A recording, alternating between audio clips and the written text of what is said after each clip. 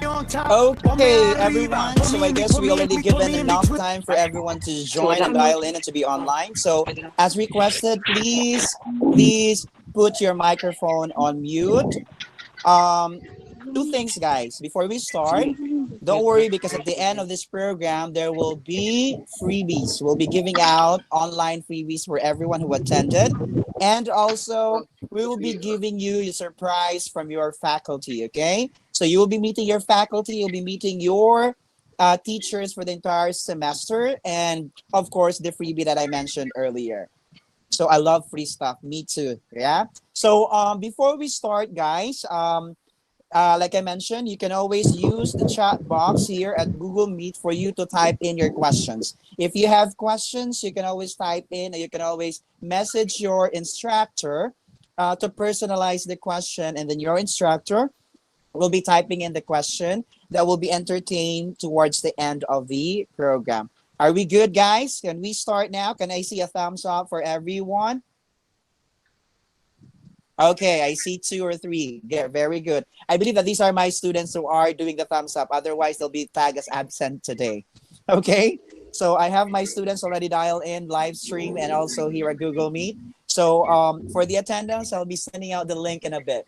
But for now, guys, a very good morning to all our students who dialed in live stream at here at Google Meet, to the faculty, and of course to everything. Okay, so it gives me an immense pleasure to welcome you all to this new normal, right?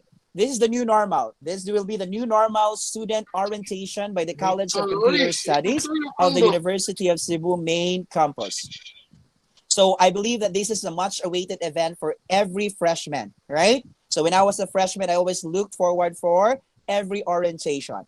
Okay, so the College of Computer Studies Cebu or University of Cebu main campus, with its innovation, dynamism, and persistence in seeking and adapting to the groundbreaking methods to improve the quality of education.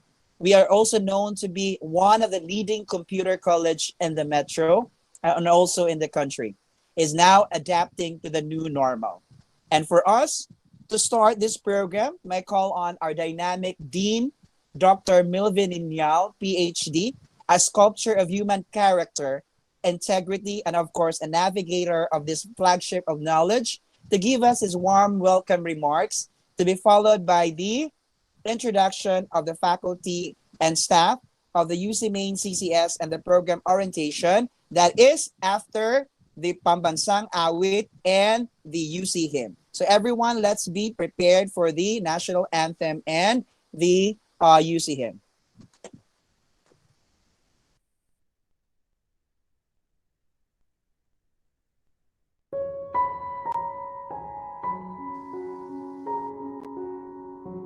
In the name of the Father, and the Son, and the Holy Spirit. Amen.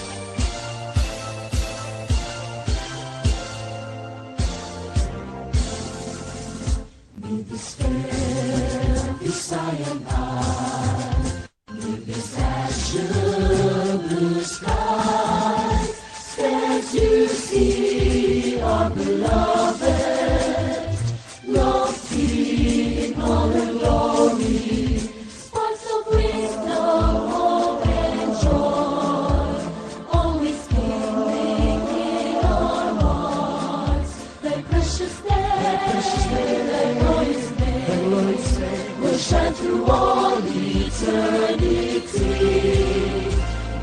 name shall ever be our guide. Thy light, our inspiration. Keep up the lights of glowing bright. To thy portals, dear alma mater. Hail, praises be to thee. Onward, show us the way. Faithful and true, we'll always be to thee, our alma mater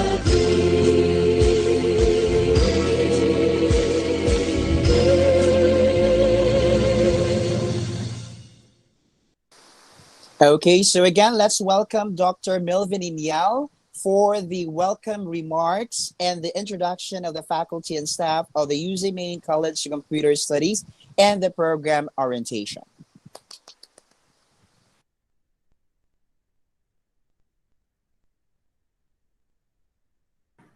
Thank you, James. Hello. Can I be heard? Yes, Doc. Okay, thank you.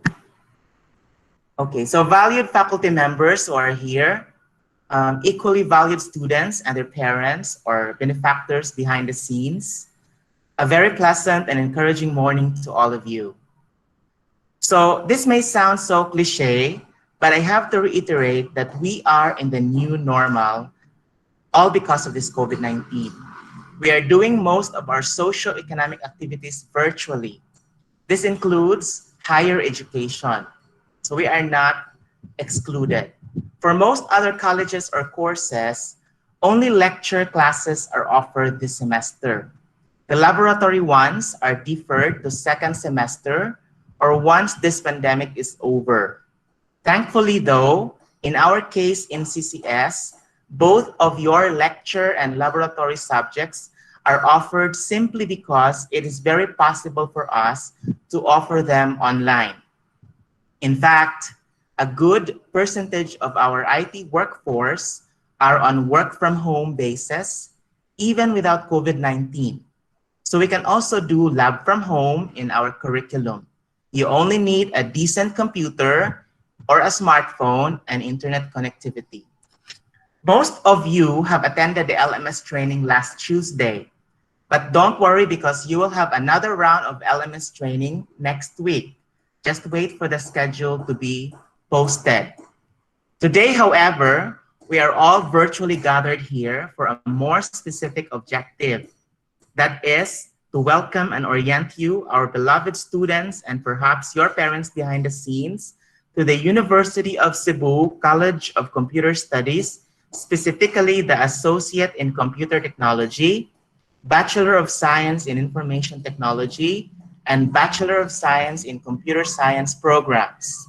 In approximately 3 hours or so, you will be able to familiarize and understand the department you belong, its curricular offerings, its faculty and staff, its processes, its operations, and its rules and its regulations in the new normal way.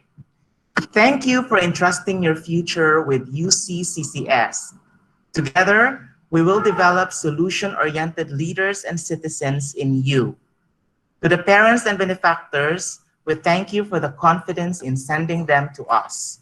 We will take care of them the best way we can. As you may know, IT is a booming field up until now and in the years to come. Your future in IT is bright. Jobs are just out there for the taking, work from home or not. Nevertheless, you need to be equipped with the necessary knowledge and skills in order to match with those high-paying jobs. You may even settle beyond employment, like you want to manage your own IT company in the future. So from this point on, your future is simply in your hands. With enough support from your parents and benefactors, and with the right IT education we can offer you, you will become successful computing practitioners and/or specialists 5 to 10 years from now. Our academic functions in the college and university as a whole will help build the student's future. So, okay, so without so much ado, in behalf of the administration, faculty, and staff of the UC Main CCS, well, I welcome you all, our dear CCS DG Milers, to this 2020 New Students Orientation Program and the semester. Thank you very much. Okay, so at this point, I'd like to share my screen because I'm going to start now discussing some of the things about the college and also introducing your faculty members.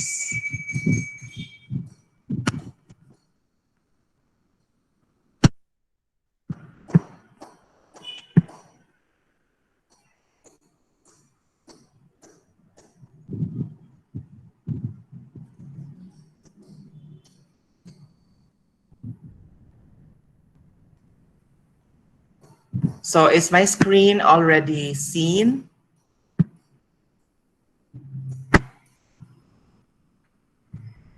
Yes, Okay, about to dock.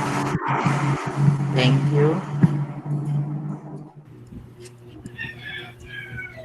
So our talk this morning is outlined like this. I'm going to discuss the philosophy and objectives of the university and the college. I'm also going to talk about the organizational structure, the committees of our department, the faculty and staff, the programs of study, important policies and guidelines for you to follow, and the milestones of our college since 1983.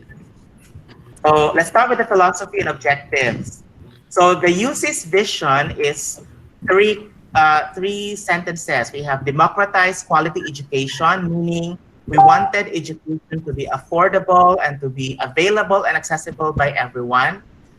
Be the visionary and industry leader. So we wanted to be on top of the game and give hope and transform lives. That's why we don't discriminate anybody in the school, even if they come from different backgrounds of the society. So to be able to achieve the vision, here's our mission for the university. First, serve as an active catalyst in providing efficient and effective delivery of educational services. Number two, pursue excellence in instruction, research, and community service towards social and economic development as well as environmental sustainability. And the third one is to foster an organizational culture that nurtures employee productivity and Excuse me, engagement. Sir Melvin. We can't see your Yes? we cannot see your presentation file, sir. Ang imong Google Meet among makita, ang imong Google Meet screen. Sorry. Thank you. Wait, ha? Happens.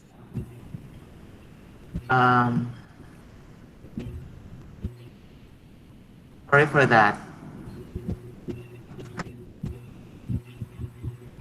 Stop the sharing first, and then present again.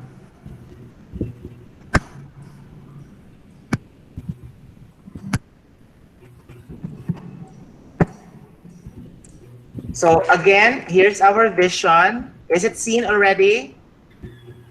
Yes, sir. We can now see your Okay. presentation. These are our vision and our mission, and then we have the core values of the university, which is actually penned as I care, or innovation, camaraderie, alignment, respect, and excellence.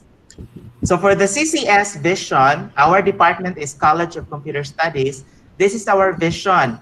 We envision being the hub or center of quality, globally competitive, and socially responsive information technology education. When I say information technology education, it does not only tackle IT. It's actually a general term for all computer programs like IT, CS, IS, computer engineering. Okay? So our mission in the college, we commit to continuously, number one, offer relevant programs that mold well-rounded computing professionals. Number two, engage in accreditation and quality standards. That's why for us, we have already subjected ourselves to PACOCOA. So we are PACOCOA Level 2 accredited school. That is a big achievement already. The highest is level 4, and I think we are the one of the few schools who have level 2 PACOCOA accredited program. Number 3 is facilitate in building an IT enabled nation.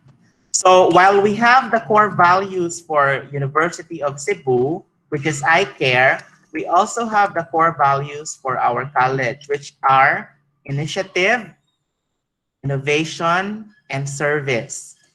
So this is how we process our core values. So if you have initiative and you are innovative, you are a disruptive innovator. If you are innovative and you do good service, you are a servant leader. If you have initiative and you do good service, you are an instigator. But if you do all three, you are called a CCS Digimiler. So from now on, we will call you CCS Digimilers. So our why. So our existence as a college is deeply rooted in the belief that technology is a great equalizer that dramatically improves a person's life and the society in general.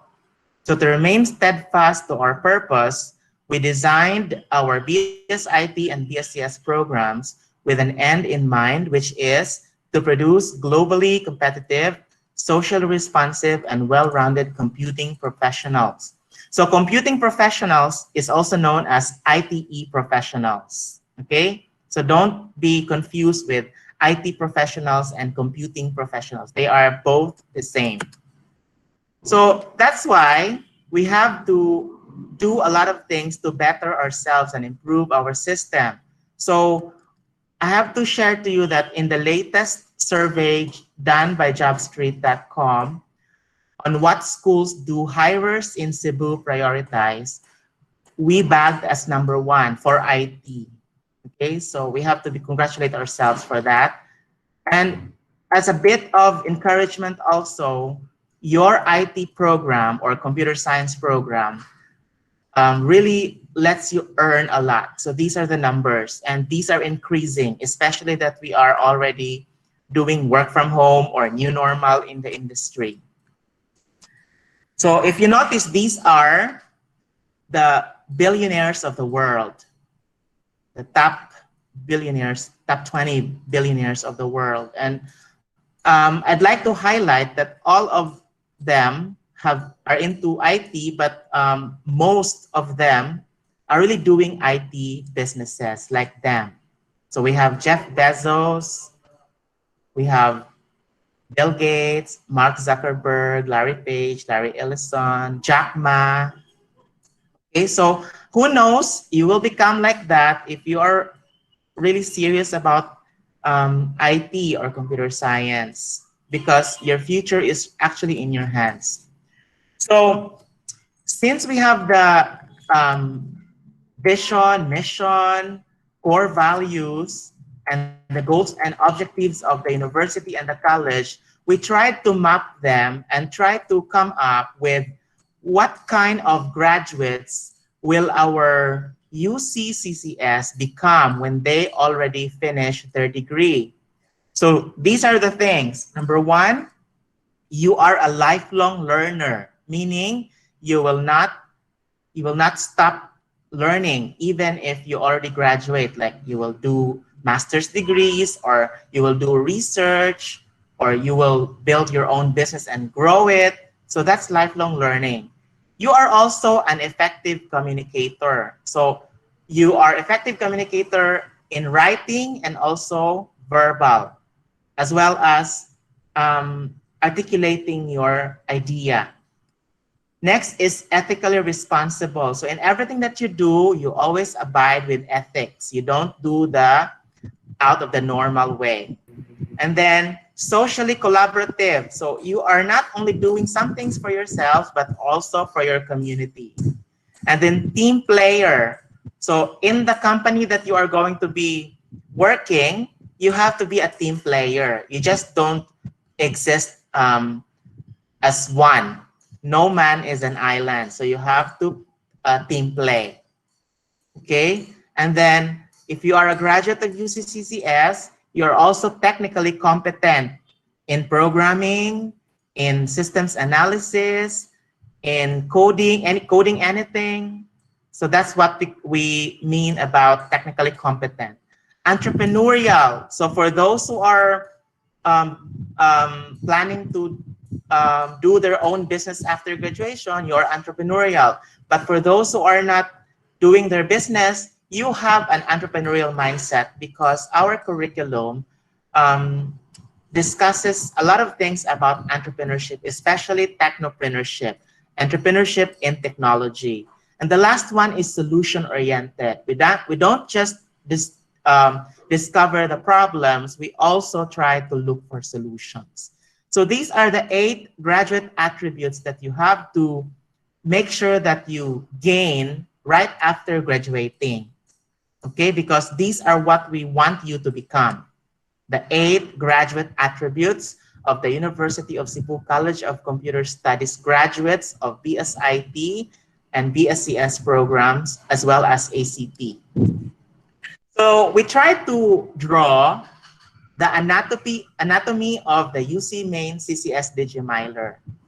So if you are a UC Main CCS Digimiler, even if you have not yet graduated, you are trying to grow yourself and having and trying to build yourself with these particular attributes. Okay, entrepreneurial, ethically responsible, team player, technically competent, socially collaborative, solution oriented, lifelong learner, and effective communicator. So bear in mind this one. Okay, keep in mind this one, that since you have already enrolled in the UC Main CCS, you are a Digimiler and you are responsible and accountable for yourself to become like this. So let's proceed to the organizational structure of UC and CCS so that you will know, even if we are not in the school physically, you will know how the school or the college is structured. So let's start with the University of Cebu as a whole. So we have the Board of Trustees, the President, the Chancellor, and we have the Executive Vice Chancellor. We have the Managing Director, and also another Managing Director for Finance. So for the Executive Vice Chancellor, we have Vice Chancellor for Administrative Affairs, Vice Chancellor for Academic Affairs, and Vice Chancellor for Academic Affairs for Gen Ed. And then we have campus directors because we have 4 campuses.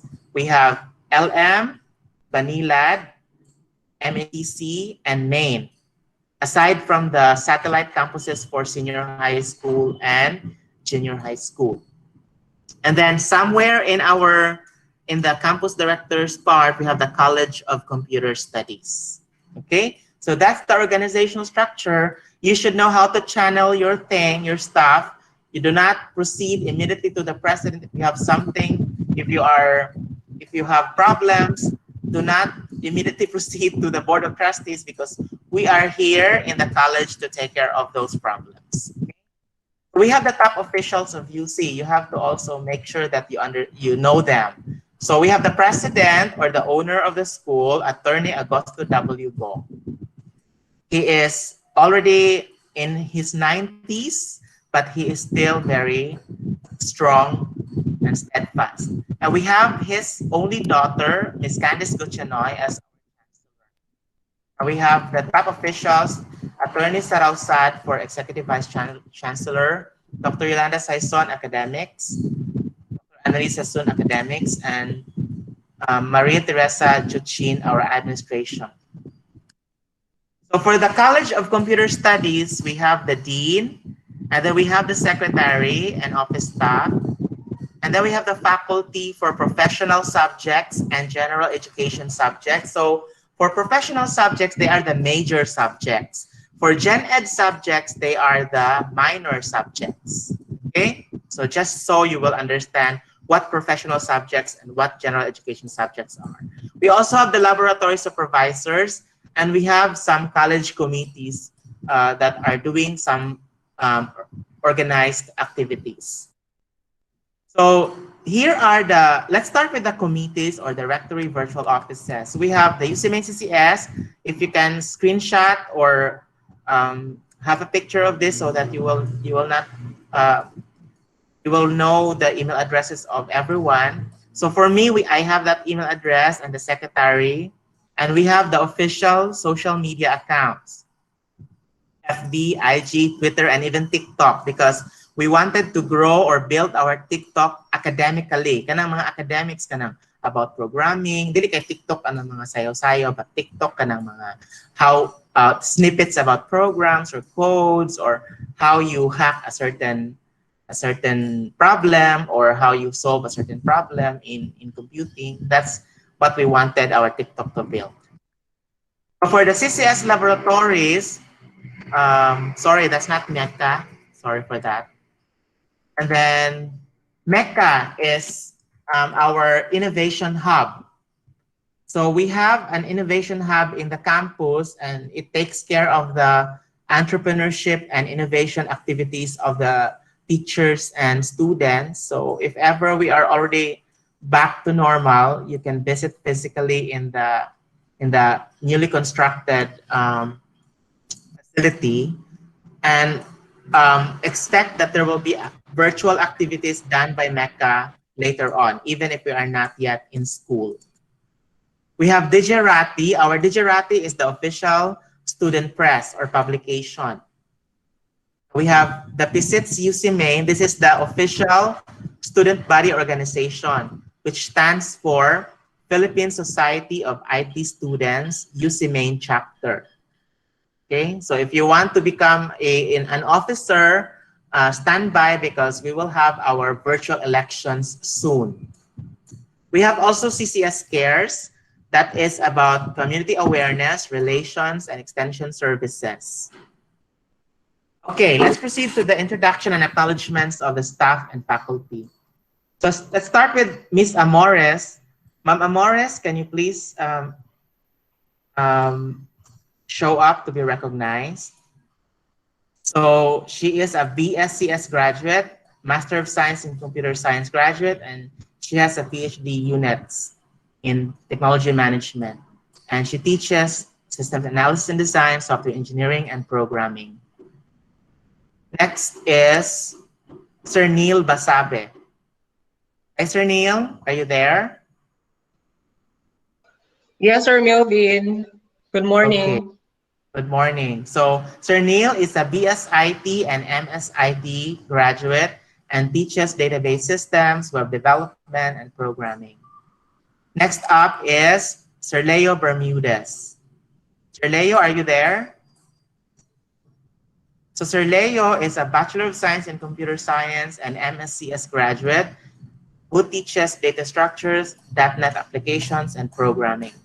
Then we have Sir Gian Carlo Cataraja. Are you there, Sir Gian? Yes, sir. So Sir Gian is a BSIT and MIT graduate and teaches web development, PHP programming, and computer applications. We have Engineer Dennis Dorano. So Engineer Dorano, are you there? Yes, sir. Hello, sir. Good morning. If you can, please turn on your video so they can see you.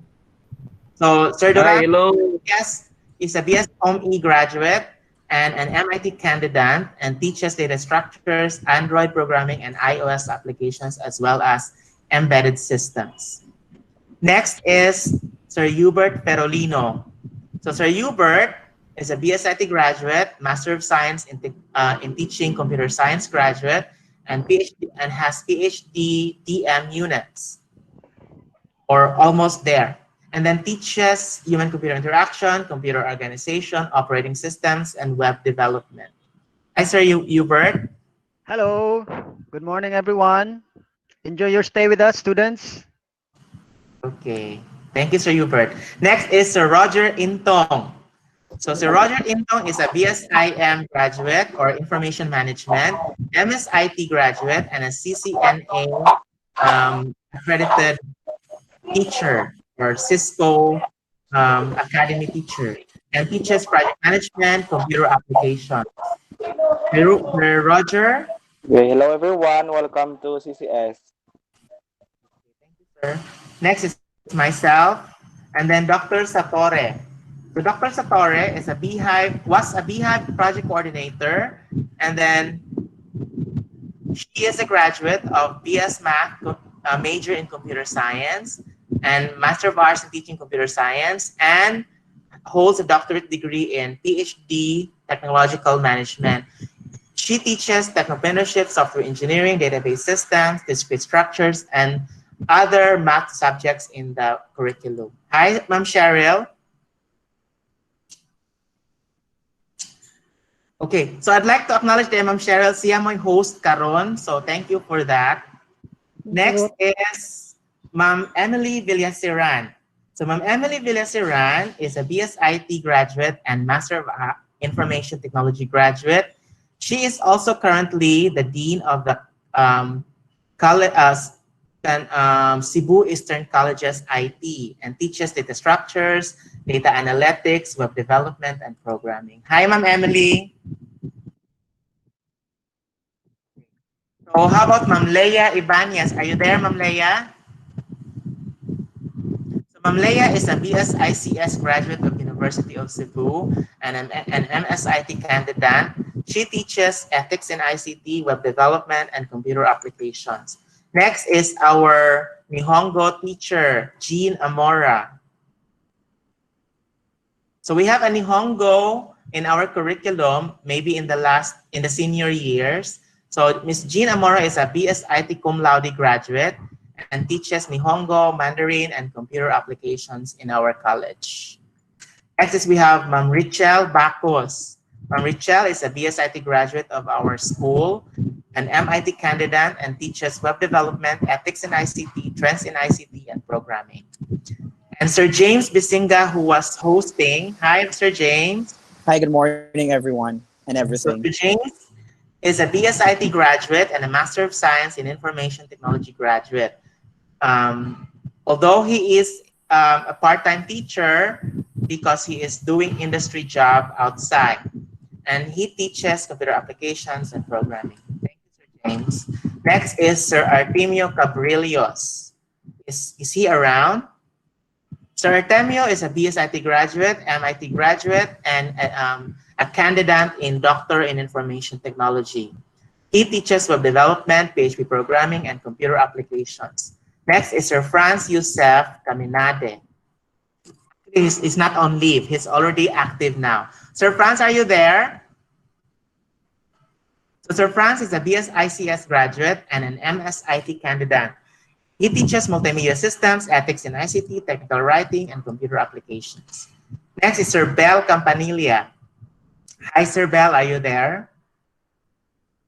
So Sir Bell is a BSCS graduate, MSIT graduate, and PhD graduate. He's not anymore on his PhD, but he graduated already, and teaches cloud services, computer applications, and programming. And Dr. Jonathan Itkuban, our former research director. He is a BSICS graduate, MST in computer science graduate, MSIT graduate, PhD TM graduate, and PhD EM graduate. He teaches systems analysis and design, software engineering, computer applications, and AIS. Next is Engineer Mike Lapena, our network administrator of the university. He is a graduate of Bachelor of Science in Computer Engineering, and he teaches data communications, computer networks, and computer applications. Next is Sir Kim Mayorga, our current UC EDP programmer, and he is a BSIT graduate of our college. And he teaches web development, programming, computer applications. Are you there, Sir Kim? Oh, that's Sir Kim. Busy siya sa programming. And then we have Sir Joaquin Patino. Sir Joaquin, are you there? He's also busy programming. So he is a BSIT graduate and a Master of IT graduate and teaches PHP programming, web development, and computer applications. And then our beloved secretary of the college, whom you always ask virtually or communicate virtually, Miss Catherine Karumba. Hi, Miss Cathy. Hi, sir. Hi, good morning, everyone. Welcome to Miss CCS. Cathy is our active secretary of the college. He is also a graduate of our college when it was offering BSICS, and he has MST Math units. And she teaches practicum computer applications.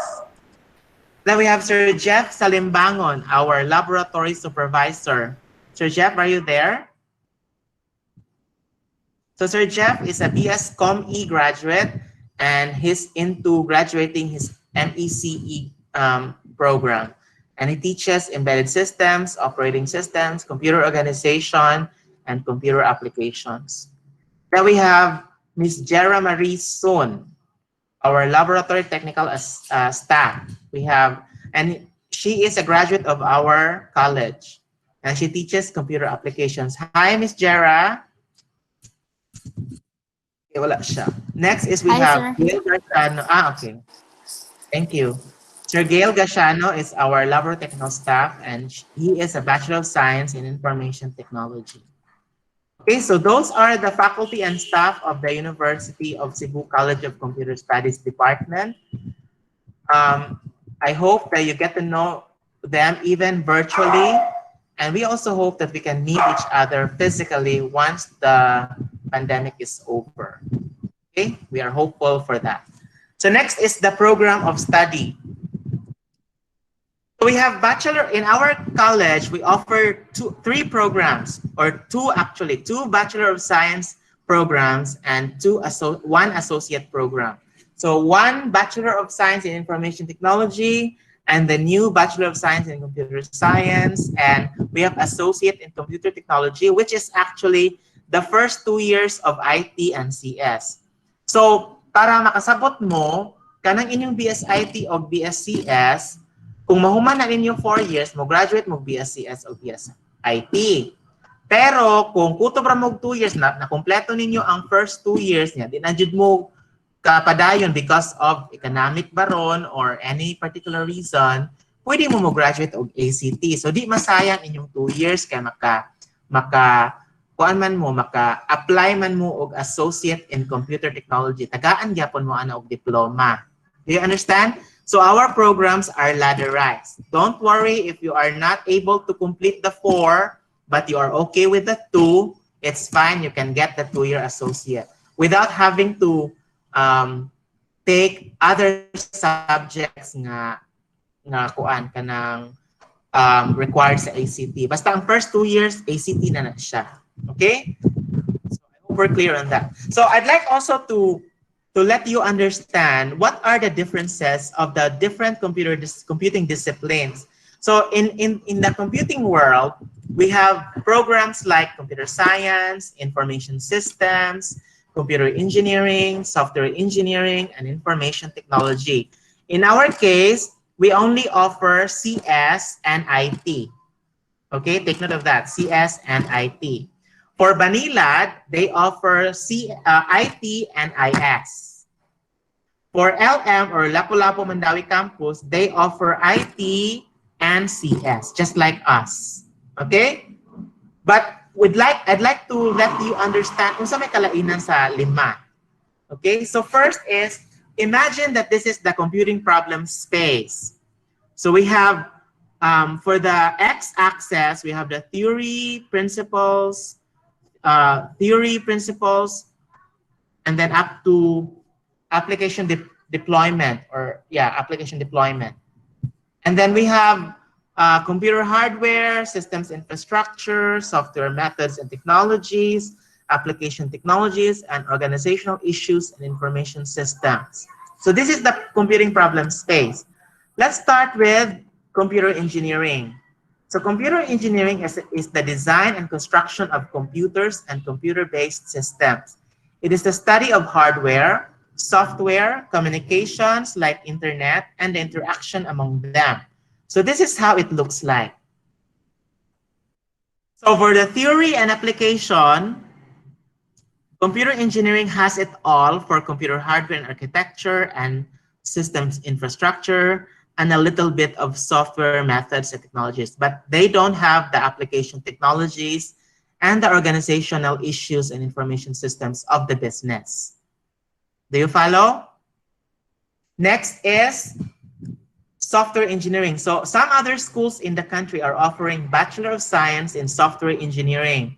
So it's the development and maintaining of software systems that behave reliably and efficiently. They are affordable to develop and maintain and satisfy all the requirements that customers have defined for them. So this is how BS Soft Ing looks like. So it has a lot, it has everything about theory and applications deployment on the following areas: software methods and technologies, application technologies, and infrastructure systems. Wala sila computer hardware, wala po sila organization, a little bit of organizational issues if you notice. Di ba? Next is the Bachelor of Science in Information Systems. So it's integrating IT solutions and business processes to meet the information needs of businesses and other enterprises, enabling them to achieve their objectives in an effective and efficient way. So this is how IS looks like. So IS is more on organizational issues and information systems, the database of the company, the data privacy of the company, and a little bit about application technologies on the application side, a little bit about software methods on the application side, and a little bit about systems infrastructure on the application side. But they have nothing to do with computer hardware and architecture. So that is BSIS. Next is one of our programs, Bachelor of Science in Computer Science. So it's theoretical and algorithmic foundations to cutting-edge developments in robotics, computer vision or graphics, intelligent systems or AI, bioinformatics, and other exciting areas like big data or cloud services. So they design and implement software, they devise new ways to use computers, and they develop effective ways to solve computing problems. So this is how the BSCS space looks like. So they are more into the theory, not so much of the application kanang duk-duk. Theory gid na ilaha, pero na po application of course on the systems infrastructure, software methods and technologies, application technologies, a little bit about organizational issues, and a little bit about computer hardware. So that's the BSCS animal. Okay. Next is the BSIT. So BSIT is actually all of computing. Its emphasis is on the technology itself more than on the information it conveys. So it's opposite of computer science. Organizations of every kind are dependent on IT. So this is how IT looks like. Ang computer science, inana, nabali ang sa IT. Are you with me? So sa IT, naa siya tanan sa organizational issues, application technologies, software methods and technologies, and systems infrastructure. Wala kayo siya sa computer hardware and architecture. Nya dayon, more pagid siya sa duk-duk or application. Dili kayo siya anang theory. Okay? So those are the programs. And I hope that you already understand. And also, tell your friends and relatives and neighbors, those are the differences of the 5 programs. Okay? Kung mingon ko ta og ITCS, automatic din, kamo day kamo kuan ani mo ayo ani ako ang laptop or kani ako ang cellphone or naunsa di ani ako ang application nga naman ni nga di naman nimo function. So daghan kay problema ang mga technologies unya basta CS ka or IT or computer engineering or software engineering, the same na ilang pananaw nila nato. Okay? So yeah. So this is the body of knowledge of IT. So we have IT fundamentals, programming, networking, human-computer interaction, databases, web systems, information assurance and security, and professionalism.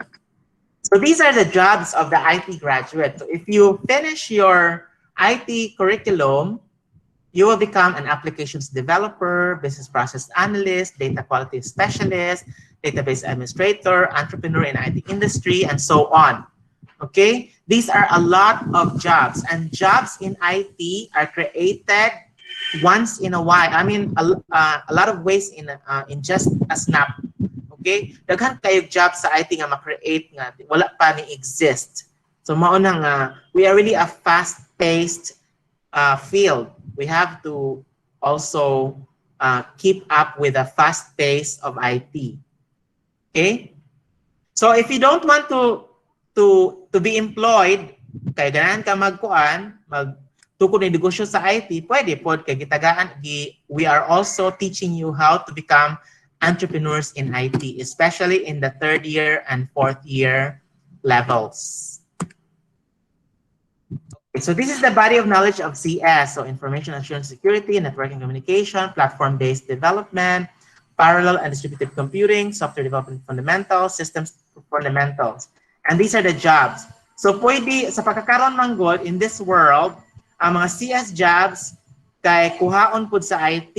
Yung mga IT jobs kuhaon pud sa CS. And even mga jobs sa ComE, SoftEng, IS are also sana kuhaon po sa CS o IS. So it's not really, there's a thin line between the three, but at least you have to understand the difference. Okay?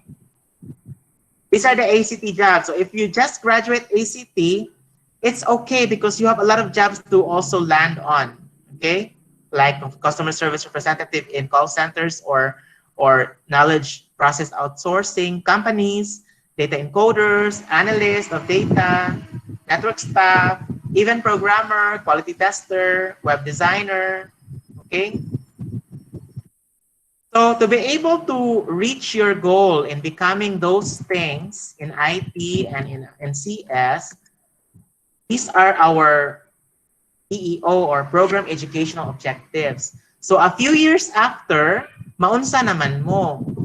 For example, mo graduate mo og 2024.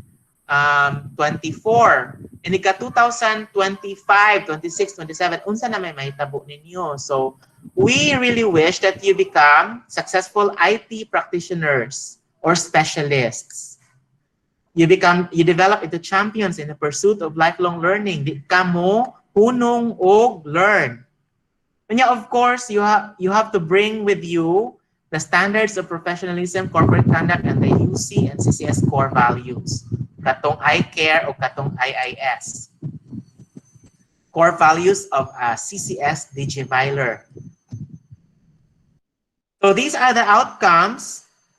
So inika-graduate ninyo, kato ganina ang PEO, 3 to 5 years after graduation, maunsa naman ka. Pero kaning PO or program outcomes, inika-graduate ninyo, paso ninyo, unsa man ka nga klase nga pagka-graduate. So, maning PO1 up to PO14. Okay, nya amo ning gimap sa graduate attributes para wa gyud malimtan. Okay, and these are posted in the website. These are also posted in the corridors of our school, and we will also be giving this out to you as part of the digital freebies. Okay? So this is the BSIT prospectus or checklist. So you are using this, IT students, you are using this. We have the first year, 2 semesters, second year, third year, and fourth year. We have summer also. So our summer is mandatory after third year. So for first year, I know that you are taking all of these subjects kaning sa first sem. Kaning.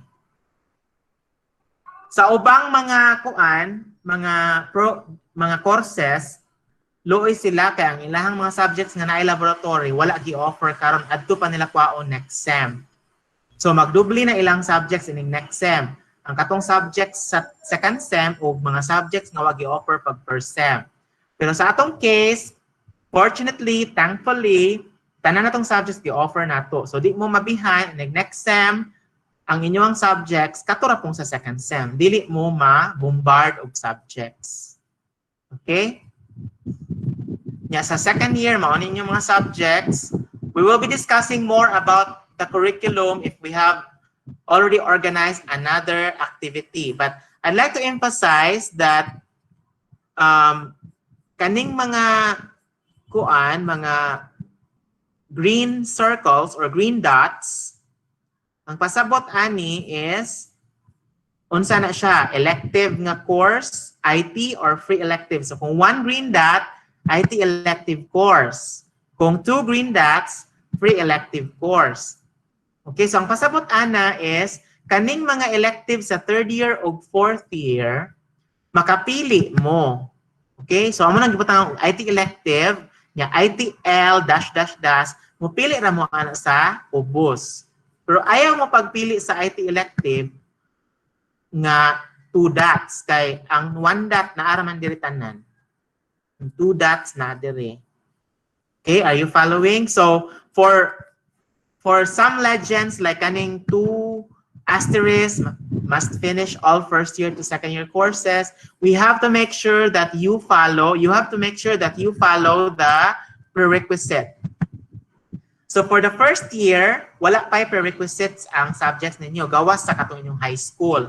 So the prerequisite for first year subjects is your high school graduation. Pero ang prerequisite sa second sem, dili ka kakuha og English 101 kung wala ka kapasar sa 100. Dili ka kakuha og Math 101 kung wala ka kapasar sa Math 100. And so on. So take note of that ha. Ya, kung mo insist yun mo, magproblema man mo anak later. So mo follow gyud ta sa prerequisites. Mo follow ta sa prerequisites, okay? So Sir Mel, excuse yes. me. Ang imong presentation nga na project sa AMOA is naa pa sa BSIT prospectus checklist nga ay check mark. Yes, because I'm sharing only the check mark. Yeah. Okay. Sige, May sir. problema. I have to share the entire screen na lang, no? Okay. Yes, sir. I have to share the entire screen. Kaya kung mag-share manggug ko sa presentation ra yun. Okay. So, again, I'll present the entire screen. Nangita sila sa prospectus. Okay. For that. Anyway, naaman po may copy sa prospectus when you enrolled online. Kaya naaman to sa online enrollment system, right? Okay. So, nakita na mo sa ako ang screen? Yes, sir. Nakita namin sa prospectus. Okay. So, this is our prospectus or our checklist. It is called prospectus or checklist. So, our prospectus is tamdanan gina nato. Mao gina to i-follow. Dili ka ka-graduate kung dili mo mahumanta ng subjects. Gawas aning lista sa IT electives o pre-electives. Kaya imo ra maning pilian, imong paslak dire. Okay? The term is paslak, di ba? Dinha. So, basta maabot na gani kag third year, ang imong IT elective o free elective adto ka mo pili sa mga gipang-offer nga subjects sa list of IT elective courses and free elective courses. So, gibutangan nig mga blanco kay pwede pa jud mo add without prior notice. Okay? Kay ang purpose nga na naghimo tag electives kay I told you already nga ang IT o computer science paspas kayo siya nga field. Before we know it, ang atong subject nga nahuman sa first year, obsolete na to inig-abot ato sa third year. So mao na kinahanglan kita nga mo apas sa gipaspason sa IT o CS. Mao na natay electives para maka-insert ta og mga electives nga bag-o sa katong mga bag-ong ning enroll. Okay? So, we will be giving you this checklist as part of our digital freebies. By the way, katong giingon ni Sir James, ganina nga freebies ha. Dili to siya freebies like kanang chocolates or gadgets. These are freebies nga digital. So dili mo malipay kayo ana physically pero malipay mo ana sa inyong mental. Ang inyong brain ang malipay. Kaya naman dito tanan pang butang information about your curriculum, information about the college, and so on. Okay? So that's about later on we will entertain some questions in the Q&A. Next is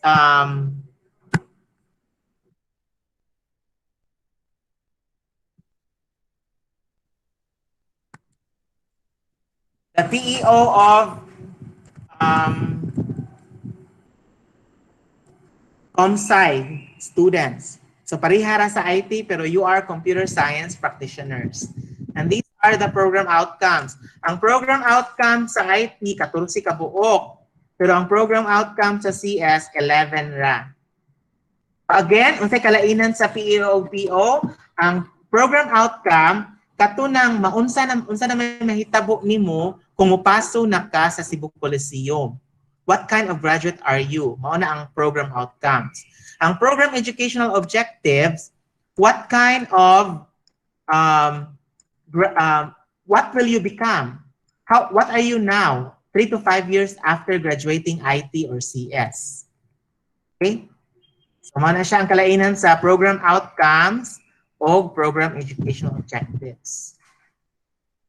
So let's proceed to the CS checklist. So ang CS prospectus or checklist pare-parehara sa IT og now lain lang mong subjects kay daghan mo og mathematics. Okay, na mo'y discrete structures, na mo'y differential calculus, you have design and analysis of algorithms, you have programming languages, you have automata and language theory, and yeah. And instead of, for IT, we call it capstone project in the 4th year. For CS, we call it thesis 1 and 2. Okay? So those are the difference between CS and IT in terms of checklist or prospectus. Okay. So let's proceed to the important policies and guidelines for the college and the students who are enrolled. So for accreditation of subjects, kanang crediting ba? Diba some of you are not freshmen na may mga transferees from other schools na po shiftees from other colleges of University of Cebu. So kamong mga dili freshmen na naman may subjects nga nahuman sa other schools or sa other colleges. So mao nang gitawag nato accreditation of subject kana i-credit nato ang subject. So ang crediting of subjects must be official. It should be signed by either the dean or the secretary. Original copy must be submitted to the registrar's office. 1 copy must be submitted to the dean's office, and we'll keep a copy for yourself. In the case of this new normal, katong mga ni-enroll from other schools nga or from other programs nga dili freshmen, na naman gi-credita naman inyong subject online, di ba? So it's already okay. So nanay copy ang registrar ato. Nanapoy copy ang college. I think you have a copy also because you keep track of that. So that's the rule about accreditation of subjects. So katupong mga freshmen, kung mobalhin mo og laing college, ang kato inyong mga subjects sa IT, pwede na po makredit pero dili tanan. Okay? Or kung mobalhin mo og laing eskwelahan, ang inyong mga subjects na po'y makredit pero dili po tanan. Kaya kung mabalik na po mo og UC, kaya kikapoy naman po sa laing eskwelahan, ang kato na po yung nakuha nga subject sa laing eskwelahan, credit na po ito na mo, pero dili tanan. Do you understand? Thumbs up lang, ayaw lag kuan ka ng unmute. Okay, next is allowable units to enroll. So you have to follow only the total number of units for each term in the prospectus. So sa prospectus nato, kung gibutang diri nga 26 ra ka units, dapat 26 ra jud imuhang ikuhaon or pwede less, pwede 24, 21, 18, pwede jud ka mulapas. Okay? Your year level or term must be determined by the enrolling officer only, especially for irregular students. So kamo mga first year, may problema ka, first year man jud mo, pero katong gikan sa laing eskwelahan, kami pa ang ni-determine ato kung unsa na sila, second year na ba sila or first year irregular or second year irregular and so on. Overloading while not graduating is strictly not allowed. So, by the way, overloading kay pwede gid siya ma-approve kung nana mo sa last semester. So, for example, sa last semester kay 12, yan na pa mo'y nahabilin nga kuan, nga 6. Mo allow me nga maka-enroll ka og 18. Okay, I will talk about overloading later on. Tara, overloading. So overloading of a maximum of 6 units and over and above the allowed number of units to enroll is only allowed when the student is graduating on that same semester. So last semester agad na siya pwede ma-allow ang 6 units nga overload. Okay? Kung di ka graduating, follow jud ka og unsay naa sa prospectus nga maximum number of loads. So if you want to overload, you have to do a request for overloading, which must be approved by the dean, the registrar, and the vice chancellor for academics prior to enrollment. Next is co-requisites and prerequisites. So I told you already ganina, you follow strictly the prerequisites. Nga dili ka kakuha og subject kung wala pa ka nakapasar ana. Example, aning discrete 21. So ang discrete 21, discrete structures 2, dili ka kakuha ani kay kung wala ka kapasar sa discrete 12 nga discrete structures 1. So dapat pasaron jud nimo na adyo kay grado nga passing grade jud sa discrete 12, usa pa ka maka-enroll og discrete 21. Kung hagbong ka sa discrete 12, balikon jud na nimo kuha ang discrete 12. Do you understand? You follow the prerequisites. Ang pasabot anang core requisites, I think waman tay core requisites, so don't worry. Kanang core requisites, ang pasabot ana is ang subject di nimo makuha kung di po nimo apilon to kuha ang katong usa. Mura siya og kanang idungan nimo kuha ang subject. Di pwede makuha ang usa o wala ang usa. Magdunganay gid sila. Mao na pasabot ng core requisites. Unpermitted simultaneous enrollment, especially while not graduating, is not allowed. So pwede di ay nga makakuha mo og discrete 1 o discrete 2 kung graduating. Kaya simultaneous enrollment na siya. So, simultaneous enrollment. Simultaneous enrollment of a maximum of 2 intended subjects is only allowed when the student is graduating on that same semester. O gyapon, request for simultaneous enrollment must be approved by the dean, registrar, and vice chancellor for academics prior to enrollment of 2 subjects simultaneously. So again, ang overloading of 6 units o simultaneous enrollment of 2 subjects which has prerequisite, mahimo ra na kung graduating ka. Cross-enrollment. So kanang cross-enrollment is kana bang wala gi-offer sa UC katungod nagsikag kahagbong niya na wala na gi-offer niya, off-sem pa gina siya, meaning first sem na i-offer niya. Dayon, graduating ka second sem. So para makagraduate ka sa second sem, pwede ka mukuha og subject sa laing eskwelahan or sa laing campus sa University of Cebu. Mao na ang cross-enrollment. So cross-enrollment of subjects not offered in UC to other campuses or universities is only allowed when the student is graduating on that same semester. Mao gyapon, request gyapon. Okay? So mahog sa cross-enrollment, enrolled ka sa UC, enrolled po ka sa University X. Okay? Next is the ACT ladderized. So the BSIT and BSCS curricula are ladderized, which allows a student to apply for graduation with an associate in computer technology when all the subjects from first year to second year are taken and passed. Should the student wish to graduate ACT or associate in computer technology, he or she must file a request at the dean's office prior to enrollment of subjects, if any, in the last semester.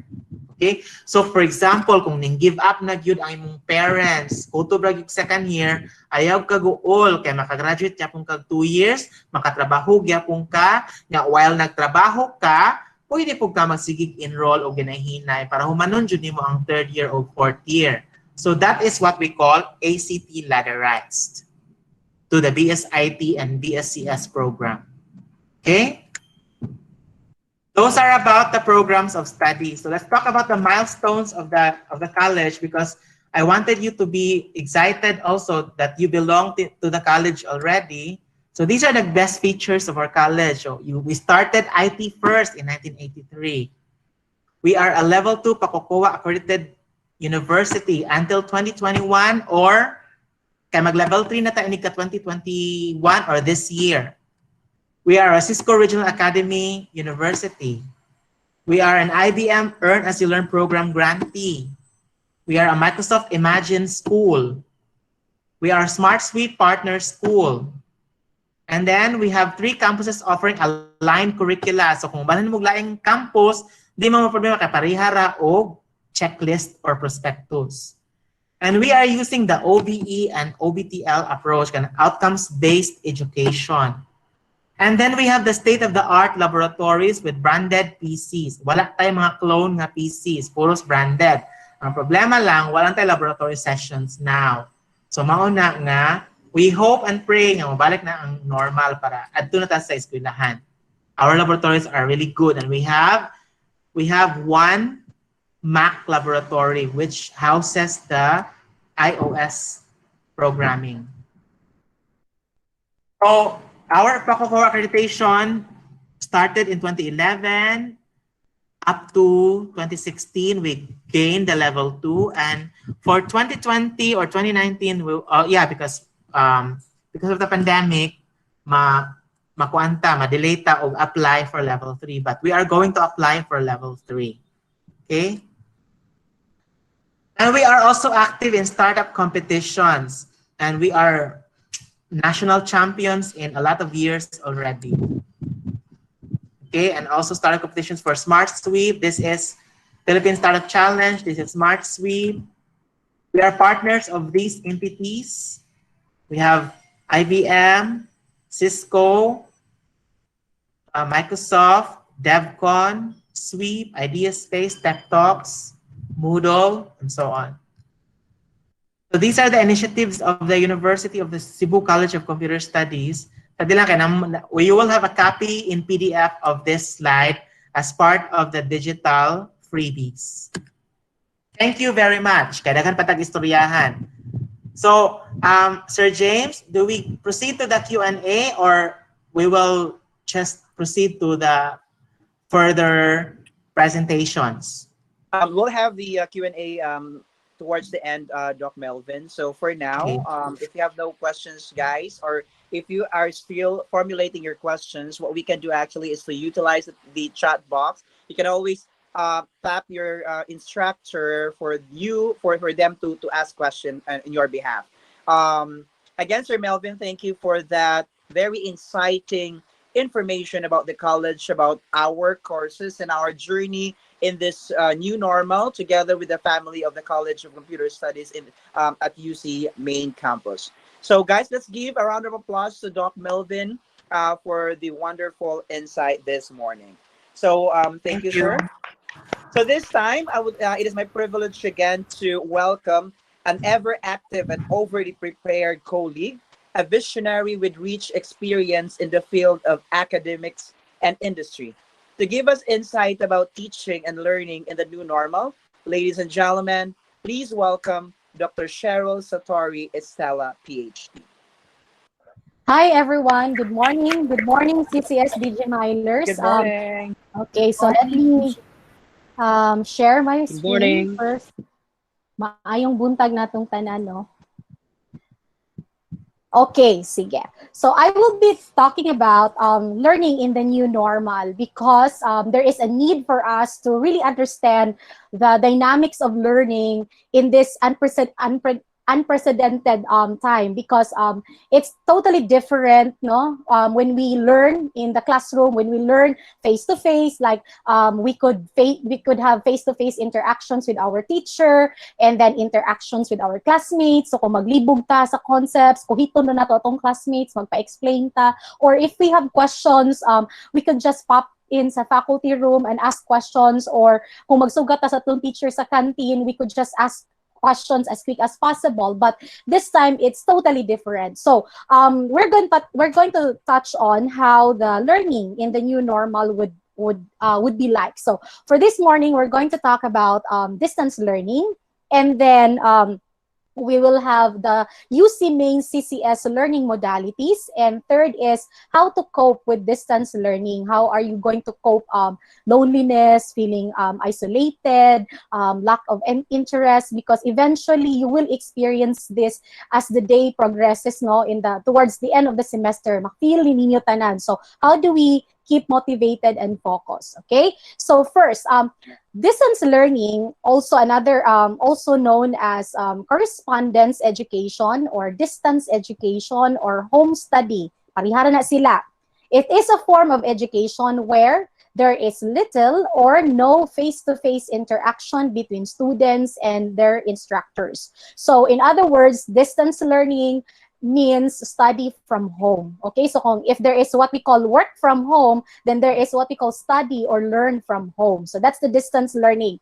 Now, the advantages of distance learning are the following. One is, I like this one because distance learning will give greater access to education. What do you mean by this? This is for students with physical disabilities, no, physical limitation na maglisod og commute sa jeep, or maglisod yun sila og travel from home to school. So by using distance learning, having distance learning would give them opportunity to really study concept, to really study in a university, even if dara sa silang balay. So this is actually an advantage. Second, it's also more affordable because again, you can imagine na if you are learning from home, you don't need to pay for boarding house, you don't need to pay for rent if wala ka sa city or nara ka sa inyong probinsya. Second is, it's more affordable because there is no, we know for the fact that BSIT or BSCS as a degree has a lot of computer laboratory subjects. So, mawagtang man ang computer laboratory subjects or any other laboratory, like say science laboratories, mawa man siya. So that means it's more affordable in that sense. Third is that it provides options to study and work at the same time. Although I'm not sure if it's applicable as of this time because we are still in community quarantine. But later on, if okay na ta to work outside, then we can maintain, no, we can juggle between work and school by having distance learning. Next is, of course, it allows students to study at their own pace. I like this because it provides you with independence, with freedom on how you're going to manage your time, how you're going to, how you're going to set the mood and the pacing, no, how fast can you learn or how slow can you learn. Ikaw gibahala ana as far as learning is concerned. And last but not the least, it's very important that having distance learning, it will allow you to develop deep valuable skills. What are these deep valuable skills? Number one skill that you will learn is that the skill of having self-discipline. Okay, so why self-discipline? Because you are learning at the comforts of, at your own comfort, you are learning at your own pace. So you must, you must develop self-discipline to keep motivated, to keep focused, and at the same time to really beat the deadline or submit deliverables, no, on or before deadline. So that's one of the skills that you will learn in the long run. Now, the disadvantages would be the no face-to-face contact with teachers or lecturers. So it's really different. As I've said that when you are learning at school, you can just pop in sa faculty room. If you have questions or clarifications, or kung magsugat mo ni teacher, you can just ask question. But this time, it's totally different. And it's not most of the time, dili mo mag-abot termi at real time ni teacher. So you really have to adjust. So that's one. Next is minimal interaction with other students. No, so because of the fact that you are learning in different places, and it's also possible that you are learning during different times. So if that's the case, you will feel isolated and you will feel lonely. Okay, so, and it requires high level of discipline. So if you are the kind of student na you get easily distracted nga, uy, naaray, na ako sa sala, nagbasa kog libro, but then naay TV, naay remote sa kong kilid, pilaray pag turn on to Netflix. Or if you are the kind of student that you are easily distracted with a simple notification, a simple ping sa, let's say, sa Facebook private message, and then wala na nakadidto, the zone in na ka sa imong conversation with your friends. So because of distance learning, it takes a lot of courage on your part, no, to practice high level of self-discipline. So that is also kind of disadvantage on your part if you are the type of student na medyo relax and chill ka as a student. Okay, now we will talk about distance learning modality. So, unsa maning modality? Modality, let me define this in two perspectives, no? So I'll start defining the modality sa teacher perspective. So if you are a teacher, the learning modality, the modality in distance learning would mean how can a teacher, it refers to how the teacher conducts classes and how the teacher delivers instructions, okay, to the students. So again, if you are a teacher, the perspective of distance learning modality refers to how the teacher conducts classes and delivers instructions to the students. So instructions might be the learning materials, the assessments, or any other form of instructions that the teacher has to deliver to the student. So that's the learning modality from the teacher's perspective. Now, second is, what about unsa man ang learning modality kung i-define siya sa student's perspective? So as a student, the learning modality is, it refers to how I will interact with my teacher and my peers or classmates. It also refers to how the approach of how I will learn the concept. It also refers to how I will consume the materials, the instructions that are given by my teacher. So that's the learning modality. So in distance learning, there are two types. Generally, there are two types of learning modalities. First is what we call synchronous. So synchronous, or another term is real time. Okay, so synchronous or real time means the teacher and the students meet in different places. Why different places? Because si teacher naa siya sa barangay Capitol site, si student kay naa sa Leyte, another student naa sa Argao, another student naa sa Labangon. So, but you are meeting at the same time. So in different places, but you are meeting at the same time via any video conferencing tool like Facebook Messenger Room, or it could be Zoom or Skype or Google Meet. Okay, so that's one. Another is, it has a real-time student-teacher interaction or communication and feedback because you are meeting at the same time. Okay, so that's synchronous. The second one, it's the opposite of synchronous. It's called asynchronous. What do you mean by this? The teachers and the students interact in different places at different times. So for example, let's say I am residing in Cebu City, particularly in Capitol site. So ikaw student, naa ka sa Argao, Cebu. Okay, naakaron sa current imong location ron is Argao, Cebu. So we are interacting at different places and at different times because it's possible that I give my instructions early in the morning, pagkahapon na ka ning reply sa akong interaction, sa ako ang instruction, or ning reply sa ako ang communication or feedback. So that's what we call asynchronous. Wala mo nagdungan at this sa time, and wala po mo nagdungan sa place. Okay, students become self-directed learners in this case. Self-directed because dili mo jud mo mag-abot ni teacher. If mag-abot mo, rare na siya, which I'm going to talk about later on. But most of the time, dili mo mag-abot ni teacher. So the teacher is not always all the time to guide you and to teach you. So you have to learn it on your own. So this is where the pacing is according to your own comfort. It requires a self-discipline, okay? But you have, although you are directed learner, and then the pacing is based on your own comfort, you have to be mindful with the deadlines of assessments or any other deadlines na set ni teacher, because at the end of the day, there is still deadline. There is still major exams. The same grading system yapon ang gamiton between synchronous and asynchronous nga approach. So you always have to be mindful with that. Okay, so that's the general overview of synchronous and asynchronous. Now let's look into details.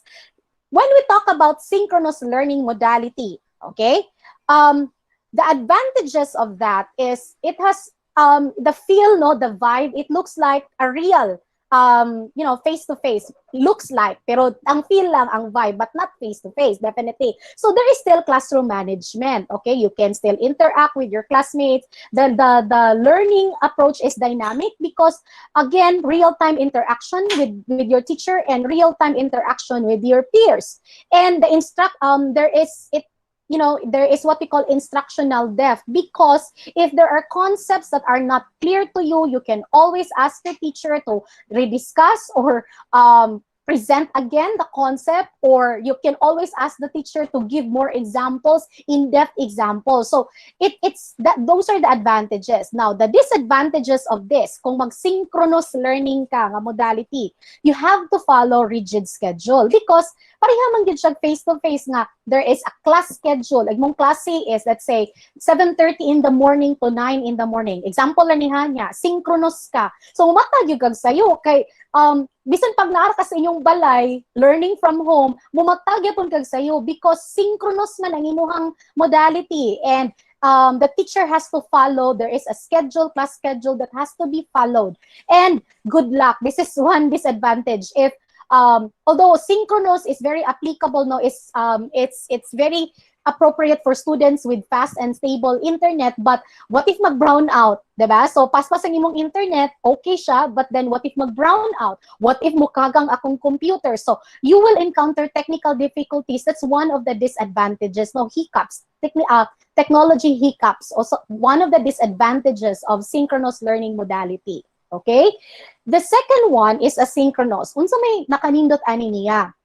Flexible, okay? Flexible in the sense that, for example, if a teacher will give you a learning packet, no, nga, the learning packet contains the lecture notes or the concepts, okay, plus the self-assessment, plus the assignments, okay, in one packet, in one package. So ihatag na ni teacher, and then if the teacher will tell you, consume one learning packet within 1 week. So flexibility in the sense that you as a student can schedule nga, sayon raman ni nga learning packet, humanon, ngano di humanon ko ni in 1 day. Diba? So, kay paspas man ka, fast learner man ka, ang 1 week nga learning packet, no, humanon ra nimo siya 1 day. 1 day nimo na learn ang concept, 1 day nimo na nakatake kag check-up quizzes, 1 day nimo na buhat ang assignment. And then mangayo na pug ka sa teacher pagka the following day, ma'am, pwede ko tagaan nimo week 2 nga learning packet because nahuman ako sa week 1. That's flexibility. Or if the learning packet is quite difficult, no, advanced topic, so nakay flexibility within 1 week, although 1 week siya, you have a flexibility nga, humanon ako ni siya, lisod-lisod man, 4 days lang, or humanon dyan din ako siya, I will consume the entire 1 week because this learning packet pertains to a very difficult lesson. So that's one, that's flexibility. The pacing also has something to do with flexibility. How fast can you learn? It depends on you personally. If how fast can you consume? Can you learn the concept? So that's good thing about asynchronous, no? And of course, as I've said, affordability. Why affordability? Because although yes, you need internet connectivity, but what if ang imong internet connectivity is based on ano jud siya, ang imong gamit is mobile data? At least adto ra ka magpa-load sa days nga you know for a fact nga mag-meet mo sa imong teacher. Okay, face during real time. Or adto ra ka magpa-load sa day nga you know that your teacher will provide all the learning packet for the week, and then i-download mo siya for that week. And yeah, so that's meaning you can always adjust. You can always, it's quite affordable compared to synchronous. Kaya synchronous, you must have a postpaid or a permanent, stable internet connectivity. And of course, a permanent internet plan. Okay, so that's one.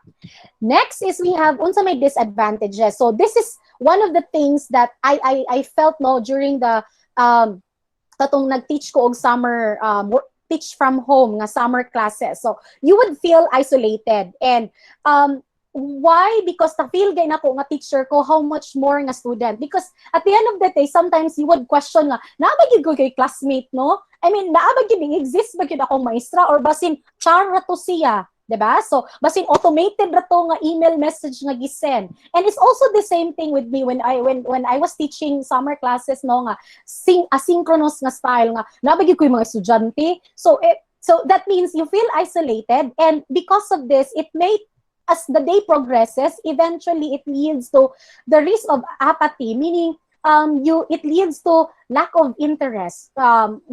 Disinterested na ka, lack of enthusiasm, because you feel lonely. Laki ramang gid nang you learn side by side with your classmates, most especially kung imong seatmate, imong crush, lahira gid siya, but again and again, naman ta sa new normal, life happens, so we can't do anything about it, but we have to adjust. So that's asynchronous learning modality, advantages and disadvantages. Now, what about the UC main CCS distance learning modalities? What are these? So, again, generally, doon ay duha ka klase, synchronous o asynchronous. So, karon sa UC main CCS, we use these two modalities. The first one, it's called pure online. Now, yun sa mo pagkabaw nga you are a pure online. So, how would you know nga ang section nimo sa, let's say, computer programming 1 is pure online na siya or synchronous approach? You look at your study load. Kung ang imong study load sa classroom nga column is TBA, di ba? When we define TBA, it's to be announced. But kung TBA gani ang iyang indicator, meaning you are enrolled in pure online or synchronous modality. So kung kinsa may nagbuhat, nagbitbit karon og study load, tanawa na as kung TBA gani, it's synchronous or pure online. All right? So tanawa yung study load. Second is if it is how will you know nga asynchronous ko, ma'am? Look at your study load. If it is TBD, di ba? TBD ang definition, to be discussed, to be determined. But if it's TBD in the classroom, that is offline digital. We call it offline digital. That's the term in UC. But unsa man ang offline digital? It's asynchronous. I repeat, if it's TBA, that's what we call pure online or synchronous. If it is TBD, it is called that it uses offline or offline digital or asynchronous. Okay, so now let me get into details. So unsa may kailainan sa section nga TBA nga computer programming 1 o section nga TBD nga computer programming 1. Okay, so sugod ta sa TBA. Kinsa may mga TBA students, thumbs up lang mo katong mga TBA. Sige. Now, TBA, this approach is good for students with moderate to fast and stable internet connection. Okay, so para ninyo. Now, let me give you the ratio, but the teacher can always adjust the ratio, but I will just give you the general ratio, no? So the general ratio of pure online or TBA, it uses 80 to 20 rule of real-time teacher-student interaction. Wala ang general ratio, 80-20 rule. What is that? Meaning, 80% of the total hours per semester are spent in synchronous sessions. So, unsa man yung mga synchronous sessions or real-time sessions? It could be teaching and learning activities. Examples, nag-discuss si teacher, nag-lectures, nag-online lecture discussion si teacher, nag-activities or online seat work, okay, virtual seat work, or real-time seat work, or any other form of assessments that happen in different places during the same time, diba? Real time. So that's 80%. So what do you mean by this? So if it is computer programming 1, that's 5 hours a week. Why 5 hours? Okay, diba it's both lecture and laboratory subject. So for 5 hours a week, the total number of hours for lec and lab subject in one semester, that's 90 hours. Again, total hours in one semester for lec and lab subject, just like computer programming 1, that's 90 hours. So kung magamit ang 80-20 rule, okay, 80% is spent on real-time sessions or synchronous sessions. So unsa pasabot ana? There will be approximately 72 hours in the entire semester that will be spent in synchronous sessions. While 20% of that, that's 20%, meaning that's 18 total hours. Okay, in one semester, which will be spent in asynchronous. So, katong asynchronous, meaning self-directed learners. So, you don't need to attend virtual lecture hours because the teacher will give you learning packet. You have to consume it. It depends on the duration that the teacher set. And then you have to do your assessments, or you can do your assessments in asynchronous manner. So, that's basically 20%. So, kung, again, if it's pure online or TBA, kung lec and lab subject, 90 hours man ang total semester. So, 72 hours ana, approximately, are spent in synchronous sessions. 18 hours are spent in asynchronous. Okay, so that's the pure online for Lec and Lab. Now, how about, ma'am, I have a subject nga, let's say, I have a subject na English 1, okay? That's a lecture only nga 3 hours per week, di ba? So kung lecture only siya nga subject, the total number of hours in one semester for lecture only, it's 54 hours. So if you are enrolled in TBA nga English 1 nga TBA, 80% of that is approximately 43 hours are spent in synchronous sessions, while approximately 11, okay, 10.8 man, so atong i-round off, 11 hours are spent in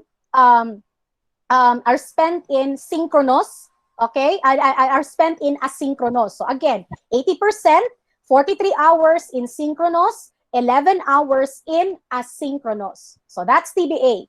Another is the student, the pacing, no? The student learns almost, I'm not saying at the same time, at the same time, but almost at the same pace, at the same speed, diba, of learning with your peers or with your classmates. So that's pure online.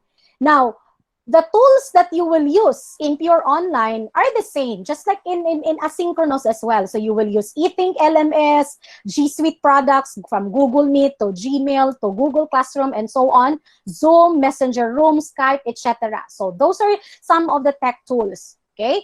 And then how will you be, what about the instructional materials? Unsa may ipanghatag ni teacher? So for pure online, of course, definitely the teacher can give learning packets nga nag-contain na dito ang lecture notes, self-assessment, check your understanding a quiz, and then assignment or any other form of assessment. Or it could be materials like purely text-based or audios or podcasts or videos, and any other forms of instructional materials are nga available siya for you. So it depends on the teacher's comfort as well.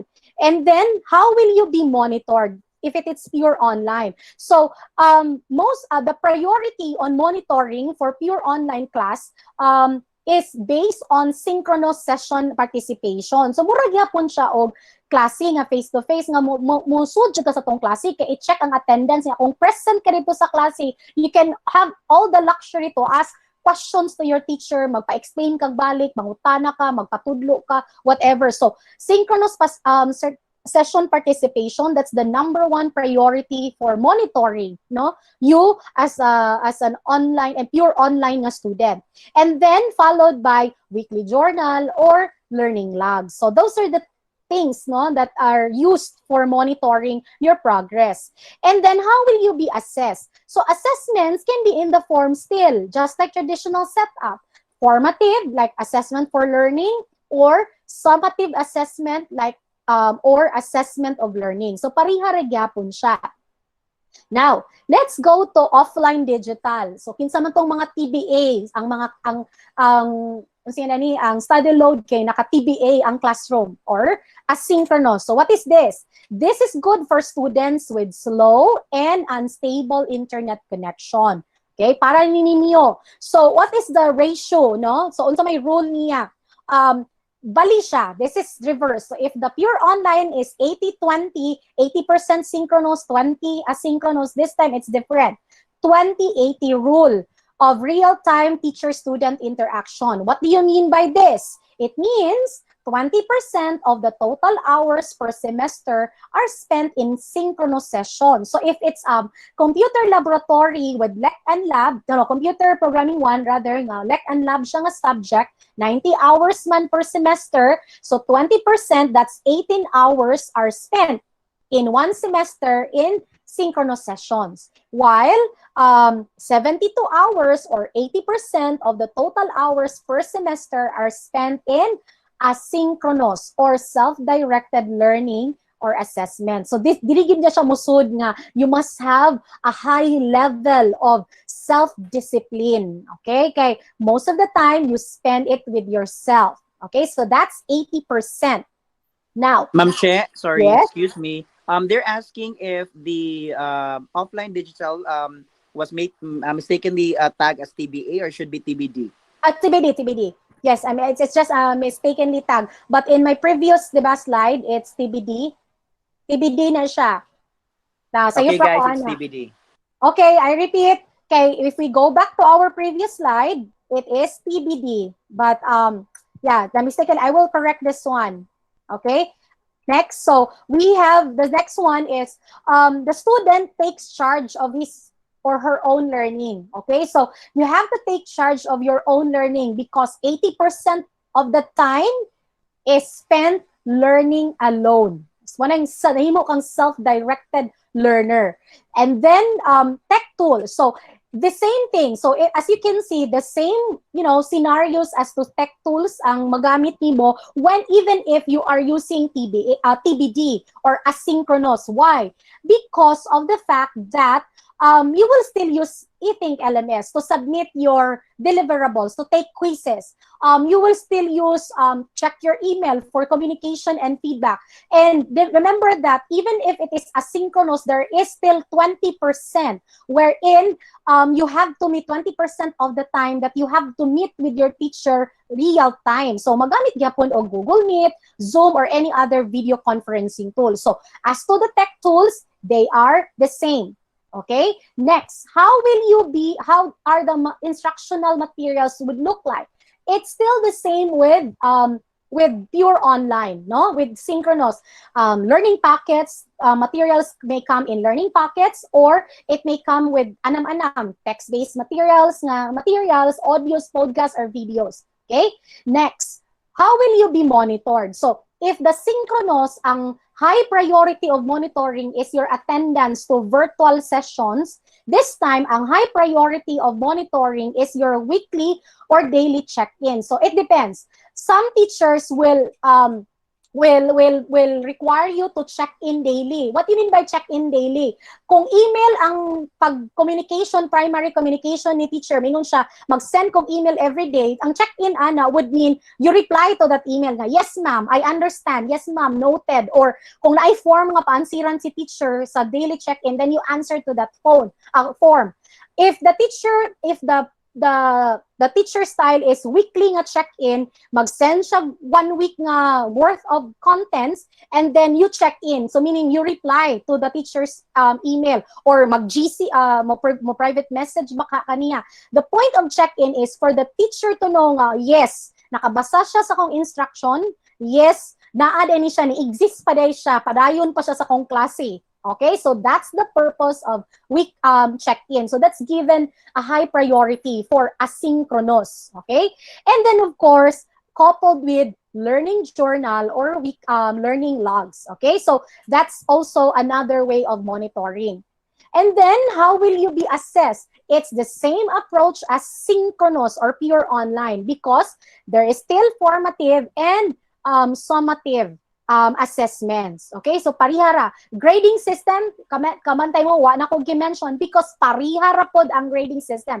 Contents, ang content sa computer programming 1 sa pure online, and contents or topics for programming 1 sa offline digital, parihara. All right? Now, so to summarize, let me give you a summary. If it is PBA, pure online, for internet connectivity, you need fast and stable. For synchronous to asynchronous ratio, 80-20 rule.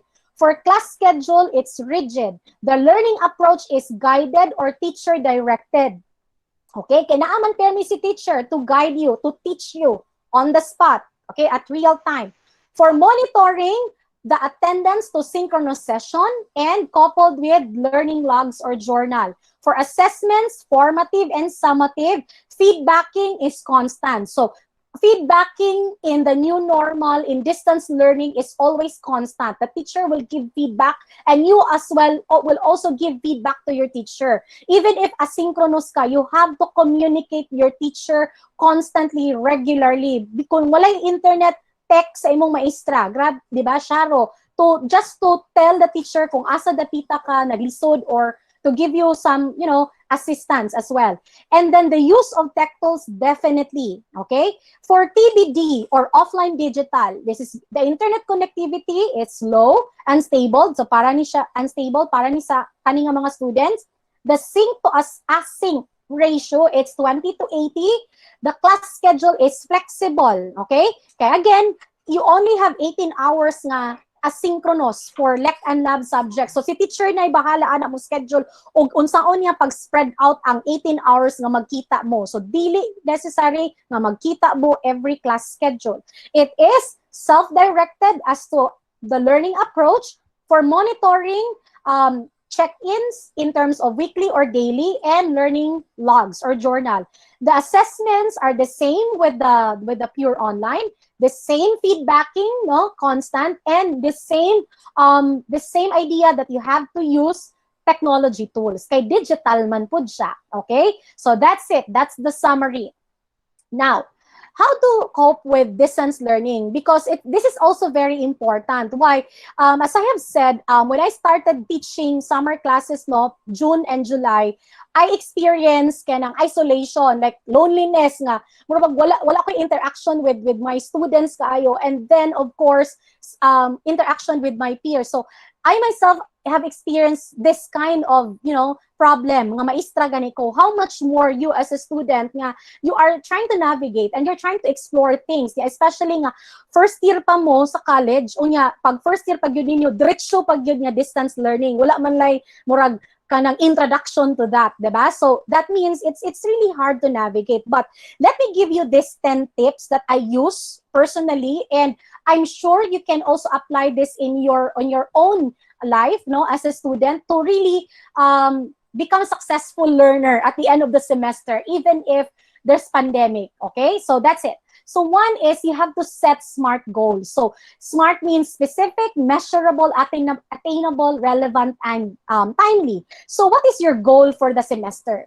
Okay, what is your goal for each period, for prelim period, for midterm, for semifinal, and then break it down to what is your goal per month, and then break it down what is your goal per week, per day. So by setting SMART goals, you have this an end in mind, and you direct your efforts towards achieving that kind of end in mind. So that's number one. Second is you have to keep a focused mindset, set a routine, and follow it every day. What do you mean by this?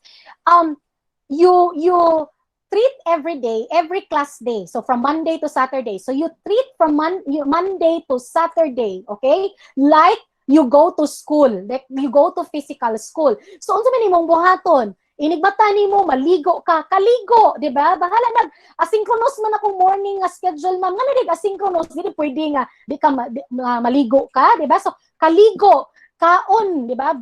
Take a breakfast, and then pag toothbrush, if it's your nature nga pag eskwela nimo when you were in your senior high nga mag-makeup juga, pag makeup, because that's also what I did. Pagpahumot, pag-ilis, di ba? Especially if you are attending live sessions with your teacher. Ayaw po mo pakita nga nagsando ra mo. May mo no? Nagsando mo, di ba? Kami alimuot kayo, mag long sleeve yun. So, ayaw. Kung pwede mag-uniform, pag-uniform. Okay? So, the point is, you set a routine. You treat each day like you go to school in a physical environment, and follow that routine, because it's like setting it's setting your mode, no? Setting the vibe of being a student, even if you are a virtual student.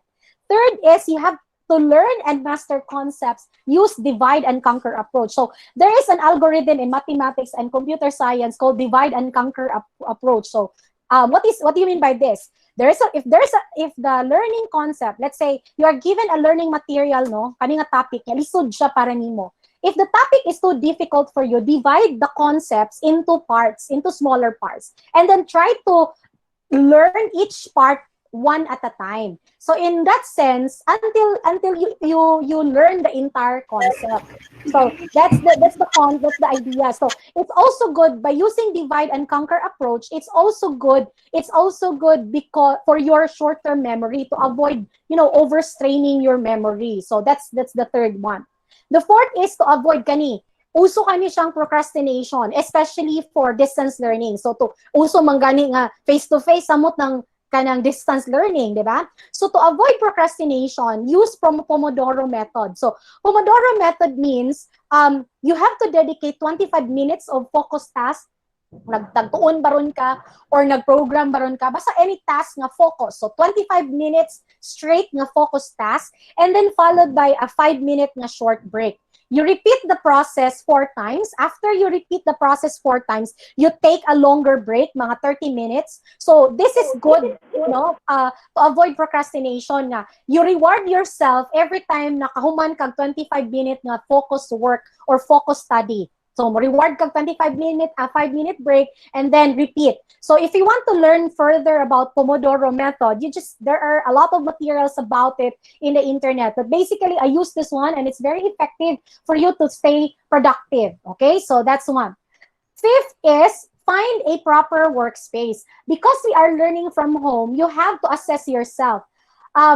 What particular space in my house na I am comfortable learning in the sense na I can fully concentrate.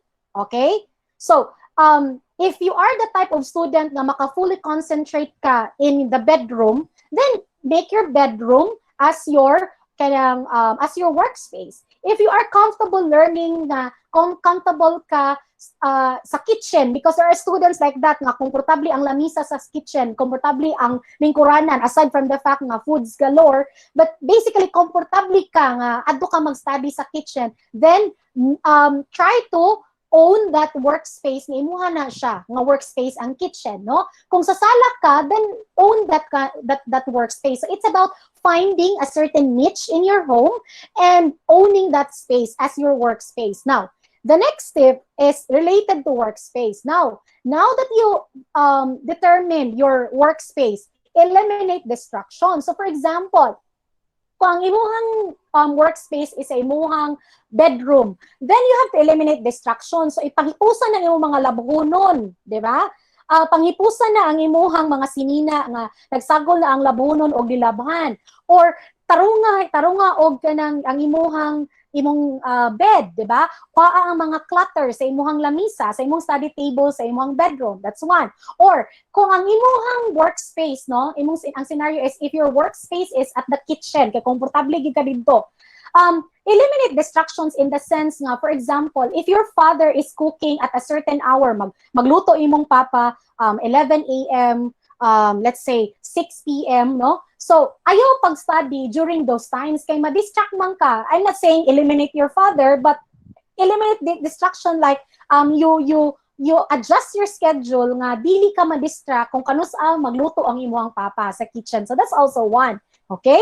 Number 7 is participate in synchronous class sessions. So, we are doing things in virtual. So, kay virtual naman lang yun, dili man kita magkita face-to-face, you have to participate. This is most especially for TBD or offline digital nga tagsara mo magkita in real time. So, kung magkita naman gani mo, you have to participate, okay? So, that's one thing. Number 8, this is very important. Get to know the technology. It is your responsibility. You are IT student, you are BSCS student. So that's your job to really explore, to really study in details the e-think LMS. That's your job, how to explore details, the details of Google Meet, the details of sending emails. That's your job primarily, because at the end of the day, ni-enroll man ka og technology-related nga course. Okay, so that's it.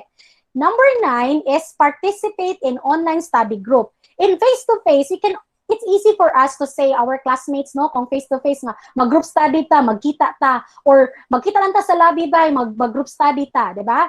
So, let's do it in online setup. So, participate in online study group. If you cannot find a study group in your class or in your section, then you have to organize, di ba? Organize a study group.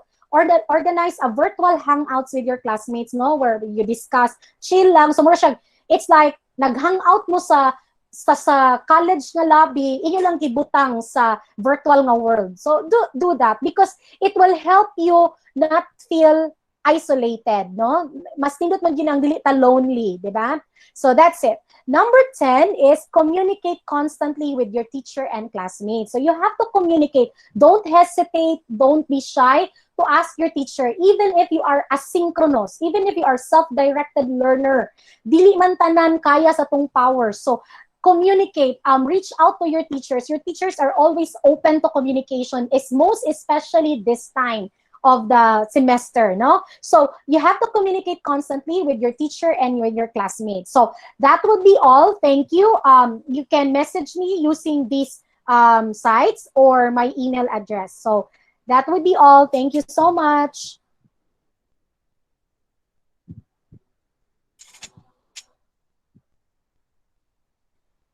I will have questions later on. Okay, thank you, Ma'am Cheryl, for that very insightful and detailed information about the synchronous, asynchronous, and of course, better understanding on what will be the new normal for our freshmen and new students who are enrolled here at College of Computer Studies, University of Cebu main campus. So, again, as mentioned by Dr. Cheryl, we'll have the question and answer portion later. But for now you can start typing in your question on the chat box or direct this question to your instructor so that they can ask the question on your behalf. Okay. So at this juncture, I would like to call another colleague. He is a man who motivates and gives smiles to his students, who trains to develop their personality with his unbeatable skills. Ladies and gentlemen, it's almost 12 noon. Let us welcome Sir Neil Basabe to give us a talk about learning management system in a nutshell. Let's welcome Dr. Neil, Okay. Sir Neil. Yes, good morning to our beloved Dean, Dr. Milvin Ninyal, the MC, Sir James Bisinga, and our host, Dr. Cheryl Satore, and of course, the faculty members and staff of the College of Computer Studies. Good morning. And good morning, especially to all the freshmen, the transferees, and the shifties. And maybe there are also all students. Good morning. So thank you, Ma'am Cheryl, for sharing the presentation. So I will be presenting today the University of Cebu Learning System in a nutshell. Last September 1, 2020. Hence, I will just be highlights or the most important features of the UC eThink Moodle LMS. So I have already asked you, so because some of you are my students, I have already asked you if you have attended the webinar regarding eThink LMS, and some of you and some of you don't even know what URL should you type to access the University of Cebu's learning management system. Next slide, please. So today's discussion will follow the following outline. I will discuss what is an LMS, what is Moodle, and then I will discuss the features of Moodle. For the demo, so I will show to you the view of the teacher and the student, and then we'll discuss the Moodle desktop, and I'll also show to you the actual Moodle desktop. And then for the Moodle app, so I will just show you the presentation and then the features of the Moodle app. Next slide, please. So an LMS, or a learning management system, is a software application for the administration, documentation, tracking, reporting, automation, and delivery of educational courses, training programs, or learning and development programs. The LMS is an online platform to help ensure students and, of course, teachers to have the tools they need to continue to connect, teach, and learn from anywhere.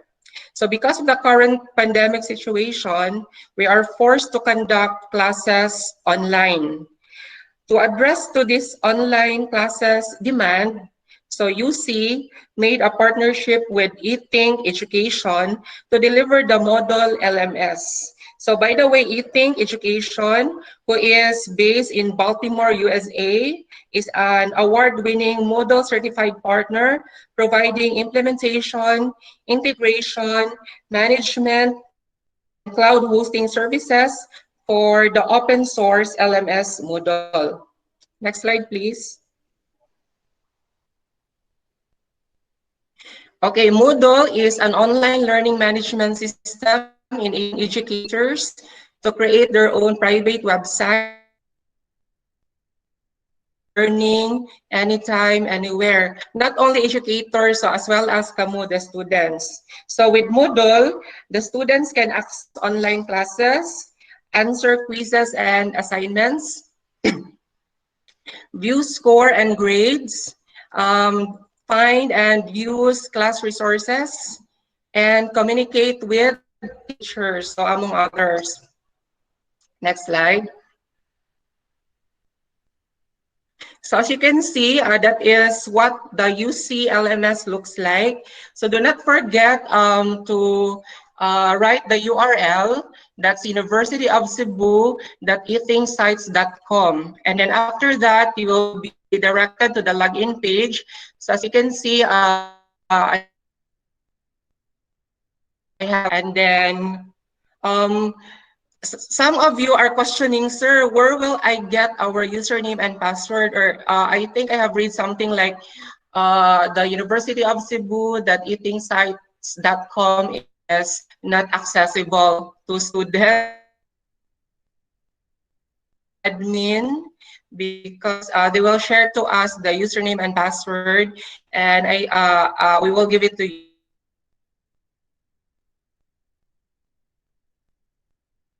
Next slide, please.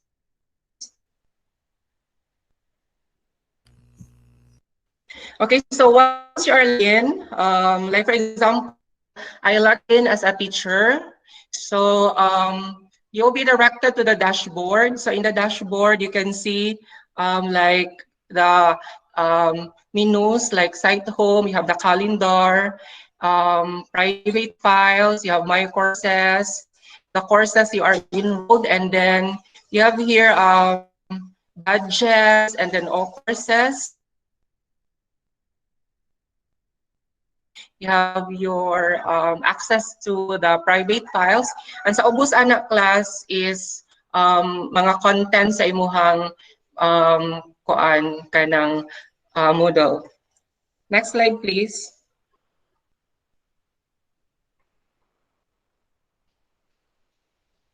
Okay, so let's go to the features. So first feature, we have the personalized dashboard.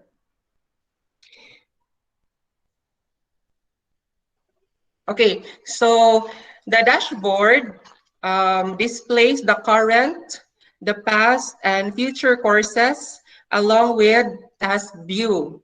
Okay, next slide. Next is collaborative tools and activities. So you can work and learn together. Keys, glossaries, database activities, and much more using the collaborative tools and activities in Moodle. Next slide. So you have the all-in-one calendar. So in the calendar, it will help you keep track of your academic calendar. So course deadlines, group meetings, their personal events. Next slide, please. And of course, Moodle has convenient file management. So you can drag and drop files from cloud storage services, including MS OneDrive, Dropbox, and Google Drive.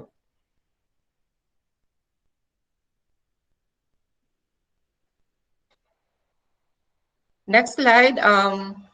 Next feature, we have simple and intuitive text editor. So like, as you can see, you have an editor. You can format text and conveniently add media and images with an editor that works across all web browsers and devices. Next slide.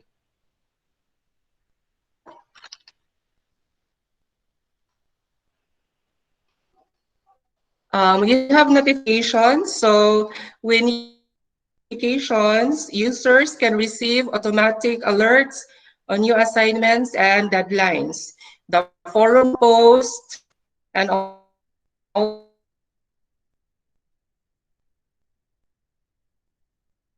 Next slide, please.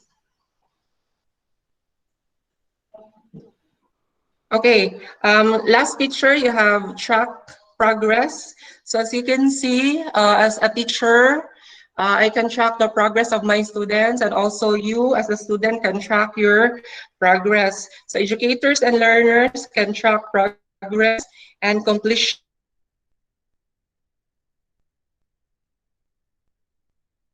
and at course level. Next slide.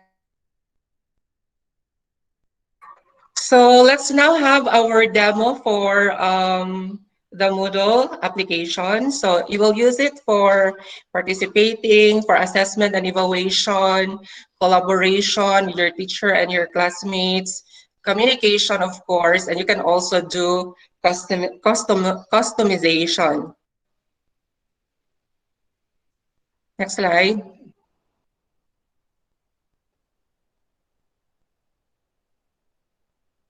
So as you can see, you have the UC model desktop. So aside from accessing Moodle using your web browser, you can also download the Moodle desktop. Next slide. And then after logging in, assuming you have successfully logged in, so you can see the dashboard and then the course contents and others. Next slide. So this will be now the demo. So I will be presenting to you my screen.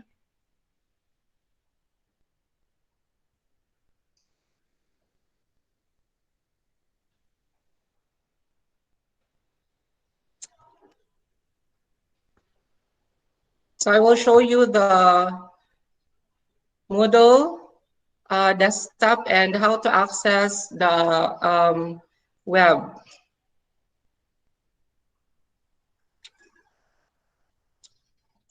Okay, can you see now my screen? So you can thumbs up. Okay, so let's access the UCLMS.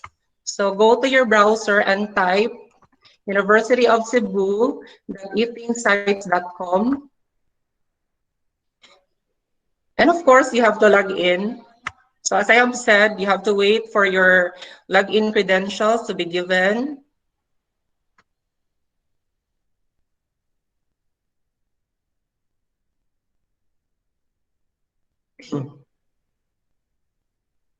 Okay, so I logged in as a teacher.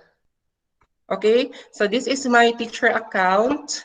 As you can see, you have the dashboard. So in the dashboard, you'll see your course contents, your courses, and then you can see at the right side the timeline, private files, the online users, so you can communicate with them if you're allowed by the admin or your teacher, and then the calendar, and then upcoming events. So like right now, I can see some quizzes and course attendance.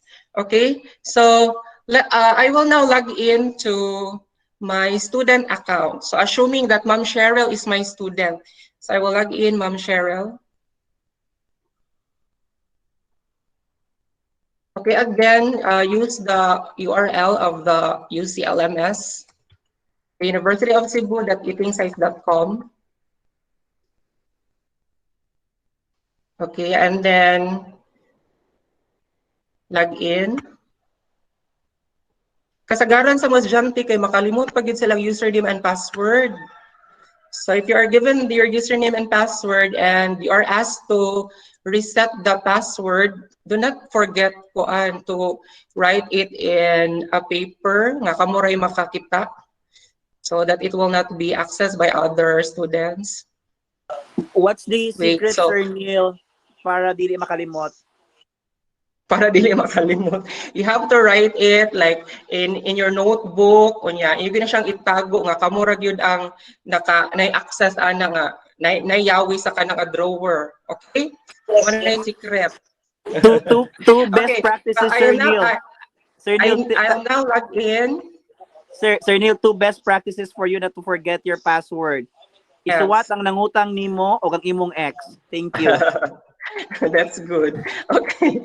By the So, way, Sir Neil, Sir Neil, yes, sir. Yes, Sir sir. Melvin.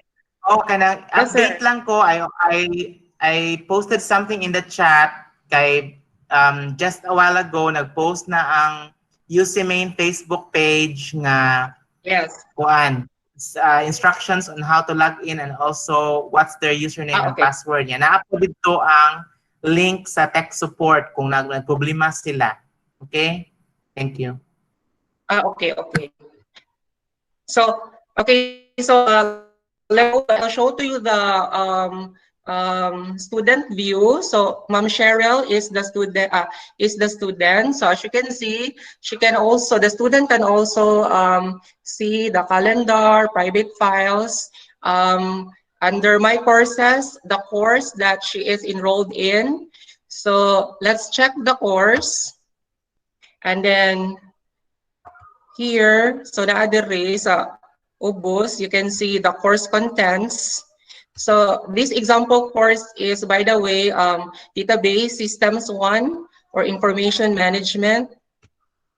And then I have already prepared the course materials, like the course guide, the initial reading materials. So if I'll click this, makita ninyo, you can download it, okay? And then let's go back.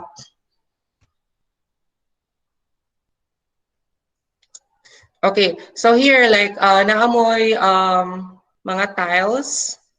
For example, you have, let's go to week 3, for example. So in week 3, I have prepared a virtual classroom. So instead of like Google Meet pata or Zoom, so there is already a scheduled date so that you will just log into Moodle. So you have virtual class, and then you have the course materials, and then you have the assignments and the quizzes. So let's say, for example, you will click this big blue button for virtual class. So this is what it will look like.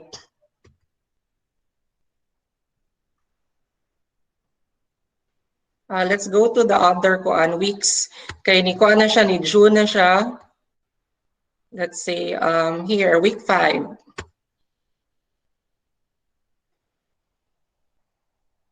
So you can join the session. Just click join session, and then it will open a new tab. But of course, it will matter if your internet connection is low or fast. So it is much better if pas-pas yung atong internet connection, class. Okay, so like how would you like to join? So like kuan lang ko listen, di lang ko mag-microphone kay mag-double na ang kuan, mag-echo na tong presentation. So connecting. Yes, and then you can close this, can minimize. Okay, and then it's only the teacher who can do the recording. So ikaw, like you can turn on your mic, your camera and your kanang phone unta ganina, microphone. Then you have to allow the application. So ingana siya, class. So enough of that. Let's go back to na lang i-end. Let's go back to the other features. Like let's go to week 3 and 4 again. For example, you will answer an assignment. So let's say assignment number 3. Okay, like here are the instructions and the questions. And then as you can see, Ma'am Cheryl Satori as the student has not submitted anything. So she can submit an assignment. And then, so you'll just click add files here. And then let's say, for example, I already have prepared an assignment answer.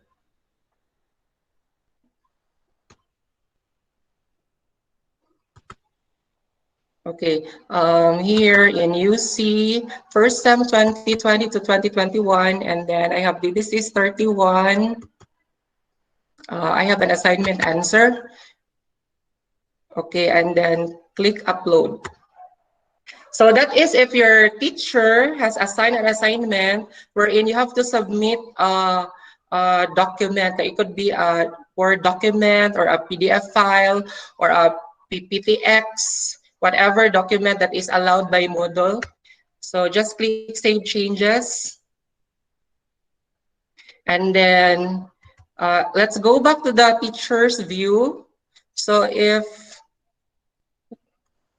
ato sang i-check if na-submit na ba gyud ha, because maybe it's set by the instructor that you should click submit. Okay, so let's go to the teacher view here. So I will check my ITIM DBCs 31 course wherein I am the teacher, and then I can check grades here. Or I can go directly to week 3 and 4 and then check the assignment number 3.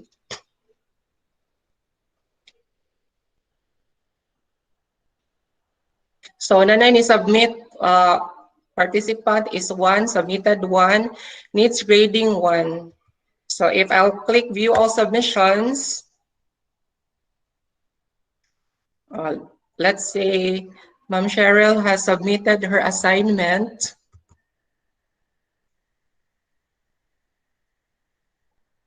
I click grade assignment. And then the submitted assignment will be loaded. So if you have submitted like a doc file, do not worry. Moodle will convert it to PDF. But of course, you have to follow the instruction para dali ra, okay? So here is the assignment. For example, I will grade it 60. And then I can comment, like I have a feedback. Number 6 is wrong. Okay, then click.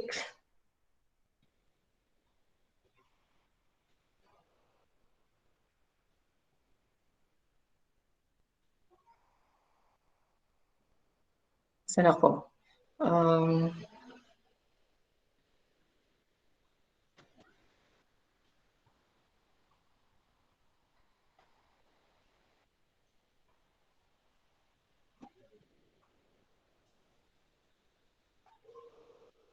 Okay, so I have kanang graded the assignment. Wait sa class kayo ni kuan siya. Let's go back to my kuan na lang, to my student account or to Ma'am Cheryl's account ha. Here.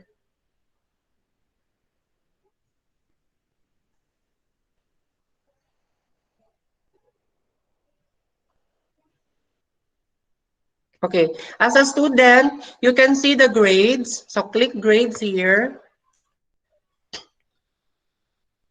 Okay, and then let's say, for example, Ma'am Cheryl Satori has already para ko graded ang assignment to, no? So let's say, for example, Ma'am Cheryl Satori have already submitted the assignment and it was graded, and then she has also taken a quiz. So this is the grade book. So the teacher should already have set up the grade book so that the students also can check their grades according to the kanang mga criteria for grading. Okay, so let's go to taking a quiz. For example, let's take a quiz in week 3 and 4. Let's say ako na ning gi-open ganina ra ba si quiz 4. Quiz 4, I edited it to be offline. So, pwede ra class nga, ang inyong class exam is also offline, but it depends on the admin if iyang enable ang mga mobile services. So like, I have already started it. Kay kung offline magurang exam, you should have to follow ka ng mga restrictions like dapat no time limit, mga ingana. Okay, so start attempt. Let's say, for example, you have worked on this attempt. So start attempt, and then a collection of related records. So you can now answer the quiz. And then, sige lang. Anyway, this is just 5 questions. Patay pakita nyo ang scoring. And then, the client, so end users.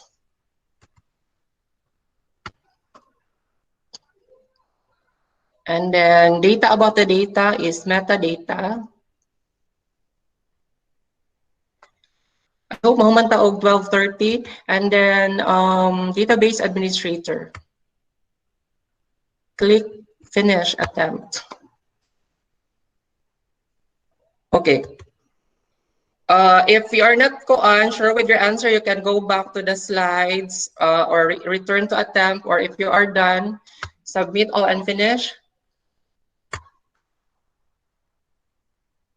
Okay, and then makita ninyo ang inyong grade, but it depends on the teacher if he or she will allow you to see if your answer is, or what is the correct answer. It depends on the settings for the quiz, because as a teacher, we have many functionalities with Moodle that we can play around. Okay, next is look at the grades. So here, makita nato nga si student Cheryl Satore has already taken quiz number 4 with a score of 100. Okay, what else? Let's go back. I want you to know about attendance. So it depends on the instructor. Like here, for example, wait sa class, kaya nitiki ko class. Here,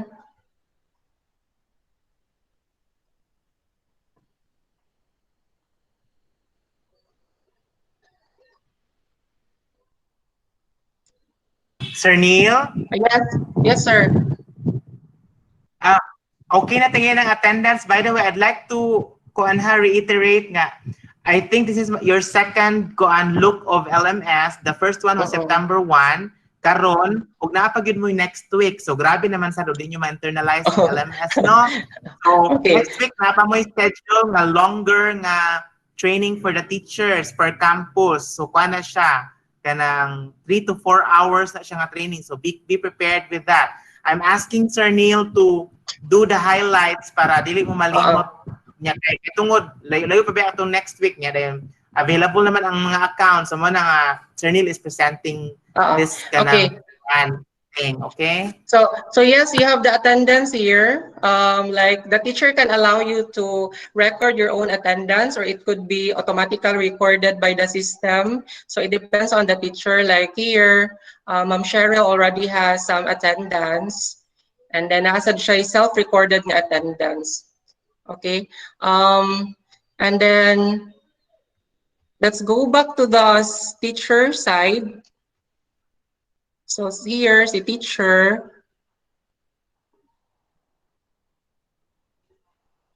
I'll go back. Ay, wait. Okay na tingali na, Sir Neil? Sige, I will show na the model desktop. Okay, so para you also have a view of the model desktop. So here is the model desktop. Let's say, for example, you have already downloaded the model desktop. So this is available in PC or laptops and also in tablets. Okay, so like mga Windows 10 kanang OS ang install sa tablets. But of course, it's also available in Mac nga OSX. Okay, so here same ra gyapon ang mga features, like you have the dashboard, you can also access the contents. Okay, here, and then you have notifications. So this is the view of the student. This is your view. This is Ma'am Cheryl Satori's view. You can upload your private files. Like katong mga sudat namo sa una sa laboratory, ang amo mga LAN files, ilang i-upload sa ilahang LMS. Okay, we have our own Moodle account before. So wala na mo gamita karon because we are advised to use the eating LMS of UC. Okay, Ma'am Cheryl, can we go back to the slides for the Moodle app? Okay. Yes, Sir Neil. I'll present now. Neil, Yes, sir. and can we stop na lang for this kanang LMS kay para kaya 1 o'clock na to ra ba sa next session? So Okay. di ba? Okay. They will also be learning mobile Moodle on mobile sa training next week. Pero tagay lang sila gamay nga kuan, Sir Neil. Yes. So if phone, download the Moodle app, okay, in Google Play Store. If you are an Android phone user, so this is what it will look like. So again, Ma'am Cheryl is the student, so that is her view of the Moodle app. Next slide, Ma'am Cheryl. Okay, as you can see, same contents lang gihapon with the web and the desktop version. Next, Ma'am She. But I think your teachers mas siguro kay dili mo gamit og katong mga grabe kay og mga hassle nga functionality, especially that some of you are enrolled in offline, di ba? Next, you have the quizzes and assignments, you have the grades and attendance. Okay, you have the calendar and the upcoming events. And then, okay, the features. So there are offline and online features. So like offline features, for example, there is a possibility that a quiz could be configured offline. As a teacher, she or he can configure it to be available offline, and also to access your course contents, pwede offline, and also in answering your assignments. So make sure lang while you're online, i-download niyo ang inyong quiz, i-download niyo yung assignment, unya para online yung balik, ma-synchronize to siya. Okay? Next slide, please. Okay. So those are the other features. Like for grades, you can browse. For notes, you can browse, submit. It's available offline. For messages, it's also available offline. Completion is also available offline, like completing the assignments and the quizzes. But depends on the kuan ha, kanang admin nato if mo allow sila. And then competencies, you can browse the badges, the blogs, ratings, and comments are also available offline. Next. Okay, so for more questions and concerns, like you can visit the University of Cebu main campus eating Facebook, the tech support, UC, CCS, and the entire campus will answer your queries. Okay, so thank you. That's all for my presentation. Thank you. Sir James? Yes, Sir Neil. Thank you very much for that walkthrough and very insightful discussion of our LMS and Moodle. So just give me 1 second. So at this time, we will be entertaining questions already. So we will be calling out few questions on the chat board. Can we have Sir someone to James? check? Sir Yes, sir. James? Maybe 3 questions lang kay napabiya tay games nya dayon hapit na 1 yeah, o'clock. sure. Yeah, thank Sure. you. So anybody, any brave soul who can ask or raise their question? I'll give one online question and then we can check the chat box.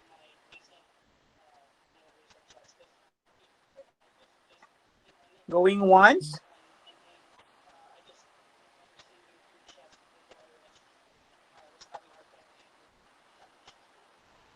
Sir Neil, Sir Mels, we have questions on the chat box. Can you read the question, Sir James?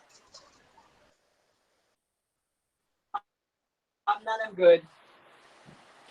Yeah, one of the Sige, so question here says they're asking about tuition fee. Okay, so I'm gonna answer that one. Your tuition fee will depend on the units that you are enrolled. Now, for the first year, black section man mo, so 26 units mo. So, it is, kwan gyud, it is kana expected nga lower gid siya sa regular nga classes because Sorry. na may mga na may mga sana fees nga gi-waive na. So we have to wait for the accounting section to do the presentation. I think they will have another tingali FAQs or presentation about tuition fees later. So don't worry about tuition fees kay pwede ra gid na nga ma-clear out na sa accounting department. Okay? So on the part of the katong katong LMS nga mga accounts, okay na to, na nag-post ang University of Cebu main campus nga Facebook page for the steps on how to log in. And then another question is, kanus magsugod ang klase officially? Actually, the classes have officially started September 1. Kaya kani atong mga orientations, convocations of the students, counted naman ni siya as class days. Unya pagkahuman, ang teachers, if you notice, ang mga teachers nato, especially sa mga major, nag-reach out naman sa inyo, di ba? In fact, wala magay sila kahuwat sa LMS nato, ninggamit po sila sa Google Classroom, ninggamit po sila sa Facebook. So basically, the classes have started, but only that this week and next week are intended for orientations and convocations, as well as some classes nga nagsugod na. Do you understand? So please, make sure that you coordinate with your teachers because some of the teachers have started already. And if some teachers have not yet started, maybe because they are kanang still setting up, and then they're also looking at bang no conflict with the orientation schedules of the students this week and next week. Okay?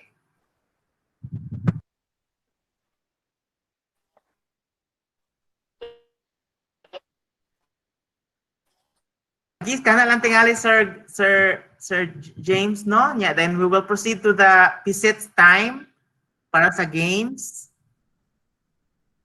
Unsa man?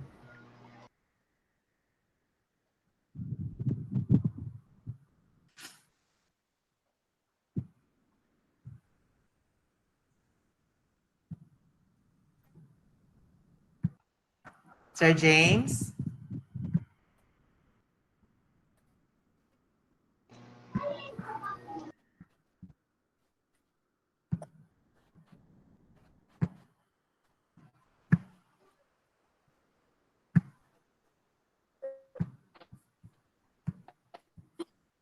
Hello? Ma'am Cheryl? I think James is disconnected. So we'll have representatives from PSITS, Kim, Pero. Yes, Kim, hello please make your everyone. presentation short na lang. Kim, I'd like to ask you to Yes, please make sir. your kanang short kay we're pressed of time na. Thank you. Yes, sir. So, Thank you. can you see my screen? Sure. Yeah. So Yes, guys, yes. yeah, sir. Yes, Doc Mel. So we will continue to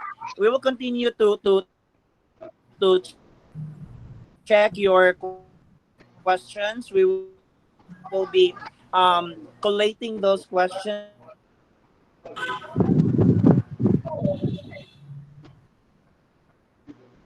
So I think what Sir James said is that katong mga questions nga wala ma-answer, we will be jotting down all of those questions and come up with consistent answers and post it in our Facebook page. Okay, so don't worry about the questions that have not been answered.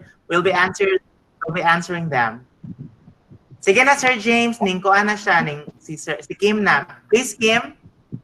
Sige, hello, my name is Kim. I am a fourth year information technology student, and I am the treasurer of the Philippine Society of Information Technology Students, or shortly named PSITS. And this was actually introduced already by Sir Melvin Linyal. So I will just give you a glimpse of our activity. We are the one responsible for organizing some CCS events like acquaintance and intramurals. So the photo presented is the current officers. If you want to know more, you can message us directly to our FB page. I will be sending the link on the chat box. So let's proceed to our game. So the first link is the Facebook page, and then for the second link, that will be the link for our game. So kindly click the link and then enter the game number, which is the 2147987. And when you enter your username, you have to enter your your full name, because we will be asking for your study load or your ID in order for you to claim the prize if you're going to be a winner. So just click on the link. So our game will be composed of 10 questions based on the presentations, and 4 of those questions are just random questions related to technology. So you can actually click the link now, then enter the number. So I already have 12 players here.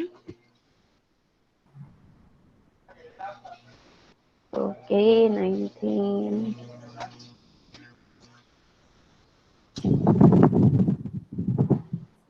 23, 24,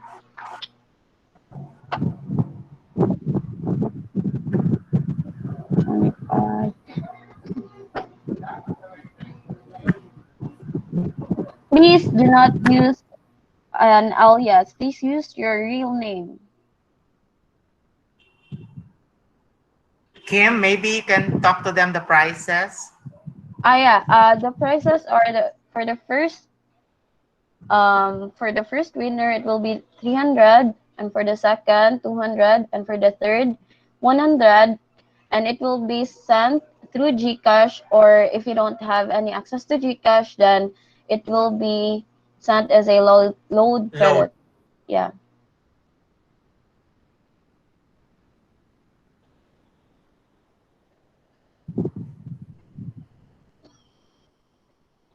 So Nanay 43 players, 45. Maybe 80 will do, Kim. Okay, sir.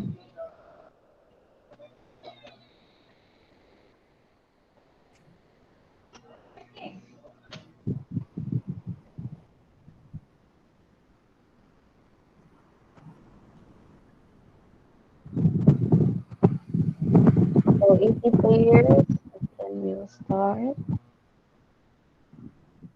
Or okay na tingay na, Kim. Okay na tingay. Anyway, they can just catch up. Okay. Sige, so I'll start na.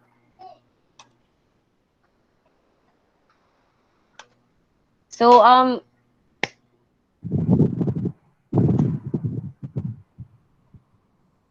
so that is the question number 1. And then just select the color and then the shape for your answer.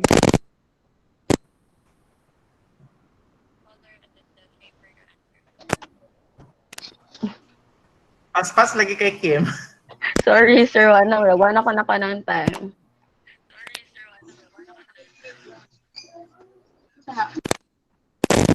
Sige, pagpaspas mo, kay paspas kayo na. Akan ni kay 10 seconds.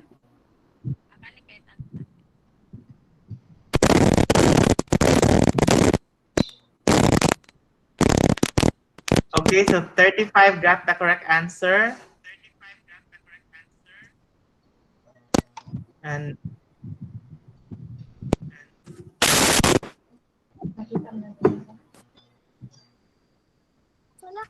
Nag-quiz gani, nagkuan ka sila nag-activate. Wala na. Hawa dira ni kay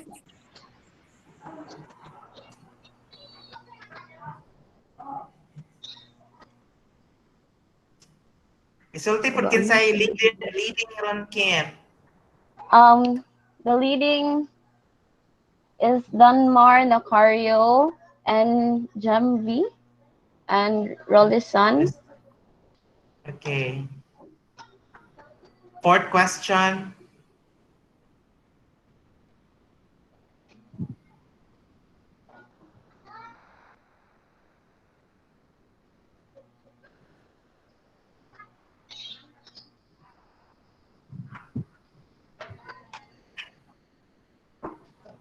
So it's the same persons, the three persons. Maybe you can read out the question, Kim. Sir? You can read out the question. Okay. So the following are graduate attributes of a CCS DG Myler except.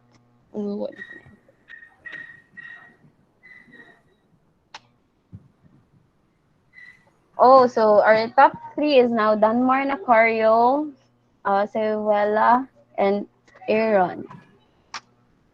So for the sixth question, asynchronous learning follows a rigid class schedule. Is it true or false?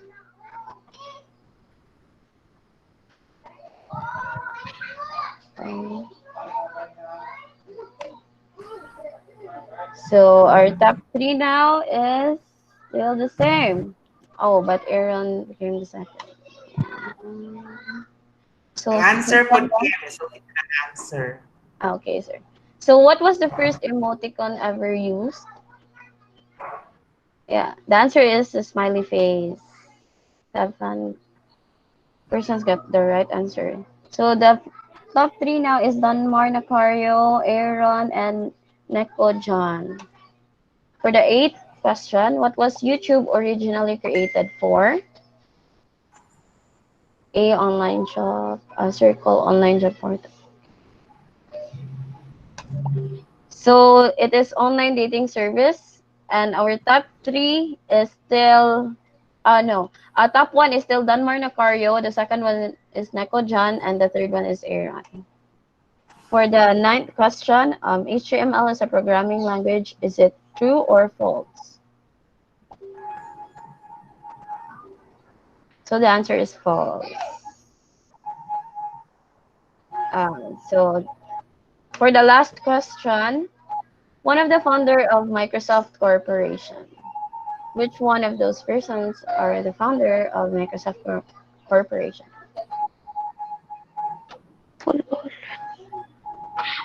I'm sorry. Actually, the last question is it's Bill Gates, but I entered the wrong correct answer, so maybe we'll just. Paul Allen is also a co-founder, Oh Kim. yeah, the co-founder then. Yes, but also Bill Gates. So who is the top three? Donmar Nacario, Chris Evan, and Aaron. So I hope So na namin study load para inyong isan sa visit page. I-message lang ang page kay wa man ninyo gibutang inyong name jud, so maglisod ko pangita ninyo. Okay. But makakuha mo og kuan si Danmar Nacario maka claim og 300, and then Aaron maka-claim og 200, and Chris Evan maka-claim og 100. So just message me directly sa Isits nga Facebook page. Akong ibalik og butang dere. So mao ni ang page. I-message lang ko katong top 3, and then kindly present your study load or ID.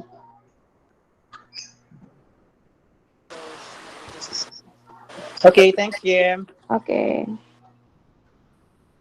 So, guys, as promised earlier, you will be receiving digital freebies. Before we go home, before we end the program, again, some of you already won Gcash. Everyone will be receiving digital freebies. Um, Ma'am Cheryl will be presenting the summary of the activities, especially the examination. You can see now the prelim exam is scheduled on 17th to 18th. We also have the midterm exam on October 19 to 20.